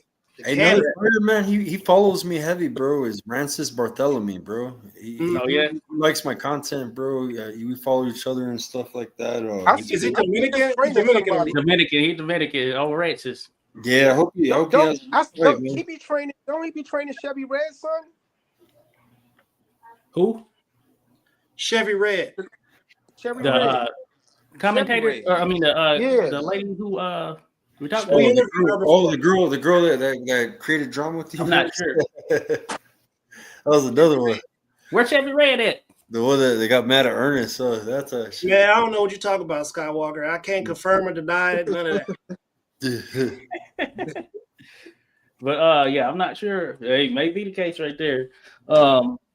I had commented on this post on Twitter a number of years back where somebody said, "Hey, who's one of the most boring fighters in the sport?" And then I said, Francis Bartholomew. And then a couple of years later, he liked it. Oh, yeah. But hey, his last few fights have been exciting, though. I gotta give him props. Yeah, right. It's funny. He's good with the social media, bro. Yeah, he's always. He's good. But yeah, that's who is he fighting? He's fighting Frank the Ghost Martin. Yeah, that's a good fight. scrap. I feel like I ain't seen Frank in a minute. When did Frank last fight? Well, Frank had the tank outing. Was that his last fight? Yeah, that was his last fight. But I would say that's not the guy I'm talking about. I'm talking about Prentice Brewer. That's who I think. Oh, Prentice. Oh, yeah, Prentice Brewer. Hey, you know my last name Brewer right there, Raheem. I know you're talking about. He trains a lot of young cats. He be training. I think I seen him training Chevy Red's son. Hey, I need to get with him. Let's see if there's some linkage right there, because Prentice Brewer, I know exactly who you're talking about. He used to fight as well, right? And he trained somebody else. I just can't. I know I can't think of his the fighters I'm trying to think about. But interesting. Wow. Yeah. It's a stacked card, bro. Shit. It's Amazon Prime. Get your Amazon Prime membership, guys. I mean, where's that promotion at, bro? Here, this is what I'm talking about. If I turn my TV on and it's hooked up to the internet, when Amazon pull up, there's supposed to be an advertisement there, like for the football game, for the boxing. Where's the advertisement? Yeah, I know I've mentioned that before. You're right, because the Thursday night football game, you see it there on the main page. Where's the advertisement? So, we got to be mindful about people who are putting these events together need to be mindful about how they're putting this information out, because I feel like we're not doing the fighters any justice by not promoting them properly. We just link up with some of us YouTube guys. You know what I'm saying? We'll put the information out, because everybody don't know when fights are happening. We just happen to be lucky that we're part of a boxing league. Shout out to Champ Ross Fantasy Boxing Prediction Leagues on Facebook. We're so lucky that we're tied in with it, where every single week we're picking fights. So they just got to find a way to get that information out. Yeah, salute to Champ Ross. I swear you keep me locked in as well. You know what I'm saying? Because sometimes I'm like, oh damn, that fight is happening. You know what I'm saying? Okay, I know But, every week so- what's happening on the weekend.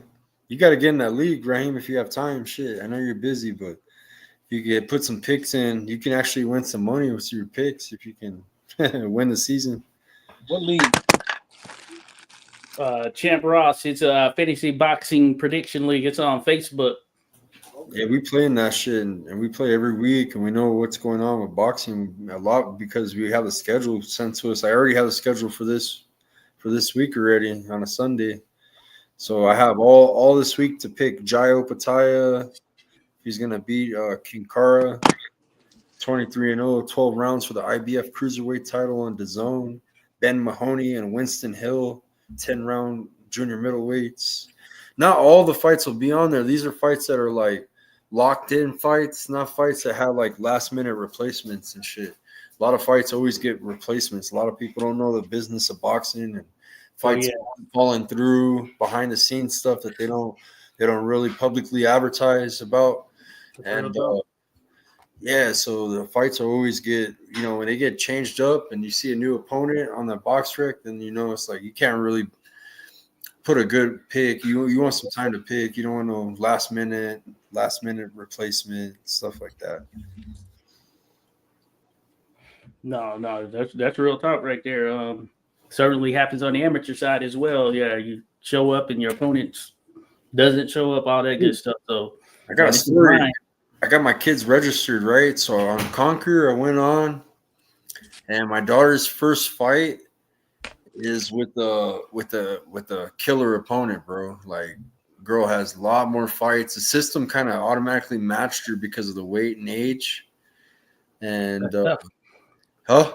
that's tough. Yeah. So no, I think as a parent though, I could say yes or no. You know what I'm saying? So I hit no on it. I didn't want, and we know that girl too. So that might be the best. That might be the best option there. You're not the only one. Bigger. Yeah, you're not the only one. I see that all the time. Where sometimes some of these youngsters have just that much more experience. That's what it is. That's one of the things with the tournaments like the Golden Gloves, for instance. If you enter that and you're sort of novice or young or a fighter who doesn't have as much experience, you don't know who you're going to get matched up against, and it can ruin you. Hey, how's it going there? Say what up. We see you hitting the mitts. We love it. Yeah, you can do it. Thank you. Hey, tell them about that girl, huh? They were trying to match you up with. You already sparred her before too, huh? She's way advanced, huh? Wait, she's gonna get there, huh? Yeah. She's a little behind this other girl, but she knows that there's levels in boxing. At least my kids understand that, right, Joyce? There's levels. Yeah, I'm ready for my fight though. She's ready. She said. He said, "Give me another year and a half." No, she's ready now. Yeah, she's ready for December 20th. So yeah, go out there, do your thing, have fun. Hey, and win or lose, hey, it's a learning experience. You can come to fight another day, so don't take it to heart. Yeah, I just want to make sure she's matched equally, bro. At least that's the right way to go about it there. And it helps because I'm media, bro. And if I wasn't media, I wouldn't know about this other little girl. I'd be like some parent, be like, okay, let me hit accept. Wait a minute, hold on a second. We're not letting amateurs pick. Throw her in there with Mike Tyson on her first fight, that kind of stuff. You know, we're not letting amateurs pick and choose now, are we? How old is she? My daughter's 10. Okay, 10. So that's a good thing because you have some who started at 8.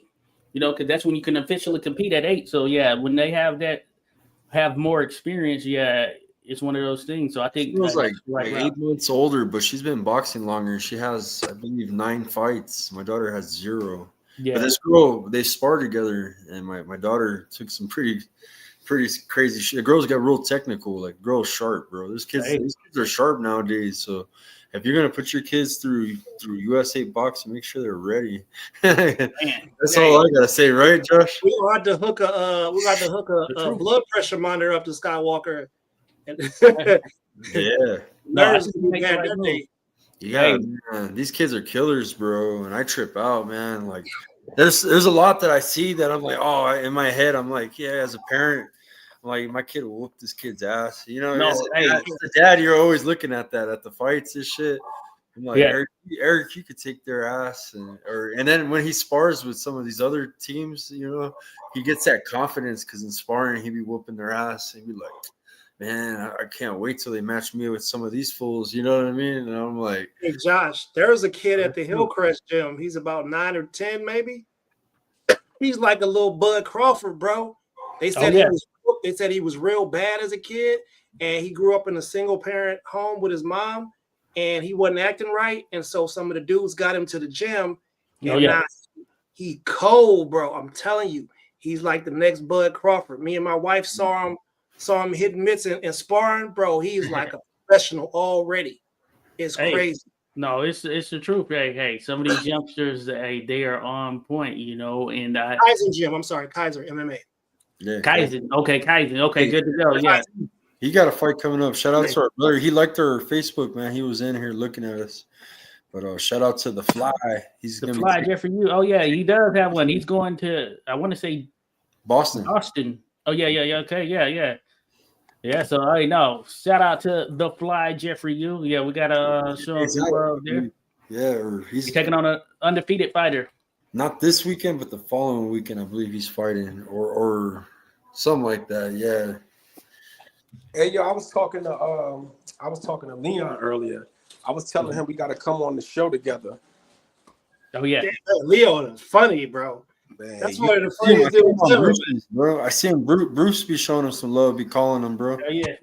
Yeah. I told him one day I'm gonna come over there. And we just gonna go on. I'm gonna bring my iPad or whatever. We just gonna go on live. Mm-hmm. And we drew a different audience tonight, bro. My channel was picking up. I had to figure it out, bro, because I was like, is it coming from Josh's? So what I did tonight that was different. I did that vertical, like how you're doing. Oh yeah, I do. Yeah, it brings in some just random individuals. It brings in the audience that are swiping on their phone. You know what I'm saying? Yeah. Like people that are just bored, lonely. They don't want to talk to somebody, which is cool. This is what it's all about, right? At least we interact. We're cool. We interact with everybody, man. Try to at least, you know. Some come sideways at us, but we still try to give them a chance sometimes. Yeah, StreamYard, they've been making a lot of updates, but that's a new thing. So it shows up. Twice on your feed. You get a short. If you're scrolling through lives, that's what it shows up on when it's vertical like that. Yeah, and then you'll have the regular sort of standard long form version. Long form is like our normal audience. They've been subscribed, but yeah, we were drawing in people that weren't. They were asking. They were talking about dirt bikes and everything else. I was like, hey. College football team. I don't know too much about college football, you know what I'm saying? But I guess when I was a kid, I used to like the Texas Longhorns, you know what I mean? I lived in El Paso, so I would rep hey man, Skywalker gonna be in damage control mode. Hope I ain't run your people off, fam, but I'm just bro, yeah, I like Joseph a lot, bro, and you know but yeah, you can't, you know. Damn, I'm sorry he offended you, man, too. I can't be like, you know. You ain't got to speak up for me, man. I spoke up for myself. I had to take the belt off. You get belt to ass straight away. Ain't no. But hey, let's say, I remember the time we caught Vince, that was because, he was making fun of him because he told me the same thing. He said it was the continent. You know, I don't want to get into this whole shit again, but. Yeah, I don't remember that. Maybe I wasn't on. Yeah, but Ernest got on his ass at that time too, and Ernest is like, "Don't be referring just because they're not American, you know. They're still, you know, they're, you know, don't be making fun of people that are of this color, this culture. You know what I mean?" And no doubt. So Vince got corrected, but Vince doesn't understand about racism. He's not from a racist area. He's from the Philippines, right? So he's, you know what I mean? They don't have that. It's not diverse. It's pretty. Oh, yes, they do. Oh, they most definitely do. Anytime you see Filipinos online talking, the first thing they talk about when it comes to boxing is Mayweather. That's the first thing they bring up. Hey, yo, fellas, listen. Listen, fellas, I got to cut out. I got to jump on this call. Oh, yeah. Appreciate you guys. I'll tap in soon. Boxing war, but man, they're diehard boxing fans. All right. Yeah, and they go hard, bro, when it comes to boxing, bro. Filipinos. So, well, they don't want me as an enemy because I get on the king's son real fast. You know what I mean? We ain't doing that. We running boxing. Period. Yeah. Oh yeah. We running No doubt boxing. about it. No, that's funny, but yeah, man, hey, one of those things for sure. You gotta stay vigilant out here. Look, Sure. so hey, I'm gonna have to get up off of here, man. But hey, let me know if Ball and Buds and them want to actually go over that PBC card or something. Because we probably need to just go each fight one by one and do our picks and things like that. Y'all let me know. And Yeah, let's do it. Hey, people out here, we don't normally have to get serious like that. But you know what I'm saying? Right is right and wrong is wrong. And I had to say what I had to say. He apologized. You know what I'm saying? And then he dipped off. That's cool. I accept the apology. As long as it's genuine, we cool. If it was a genuine mistake, man, I know you said it's not, but it could be a misinterpretation. That's why I don't want to bring that shit up again. But that's what he said to me offline too. He's like, "I'm sorry, I apologize. He misinterpreted me." And I wouldn't say that, especially with them, and So. But he did say it though. That's the thing. Yeah. You get what I'm saying? It's not like, I wouldn't say it when you said it, bro. Right, but he said he was referring to the animals. That's what he said. So, all right. So in that case, then we're not cool then. Yeah. That's the case. I got a digital record out here online, fam. And I want to make sure that I stand on what I stand on. I know. Oh yeah, no doubt about it. No doubt. Hey, and Clover D. Yeah, that's all good, bro. It's good. Yeah, bro. hey, Clover D, let us know. We're gonna do that talk.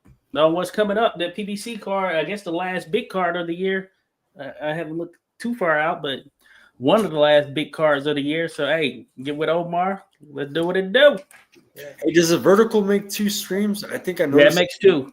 I didn't realize that at first. I was like, "Dang, why is it showing up twice?" Yeah, because I think I went to like 2 of your streams or with you and Boz, man. I think, and it was 2. Yeah, it makes 2 of them. So yeah, it's one of those things. But yeah, like you said, the random people just dropping. It jumps your numbers, man. It does, but man, it's not really catching the crowd, I guess, right? Yeah, you never know. You never know who's gonna be a random crowd, which is cool. It's cool. Thank you for subscribing to the channel, man. Met some interesting people. We even met a bare knuckle fighter, man. Hey, right. Hey, that happened. It's crazy. It's a bare knuckle tonight, a little bit. We'll see where it goes from here. But hey, we appreciate everyone who dropped in, showed us some love. We're in the mix here with this debate going on all things boxing, and we'll be back, of course. We ain't going nowhere. So hey, everyone, enjoy the rest of your night as you head into this weekday. So hey, get with us. Skywalker Boxing Media, Papi Chun Yayo, 86 Boxing. We'll be around, guaranteed. So have a good one. Have a good night, everybody.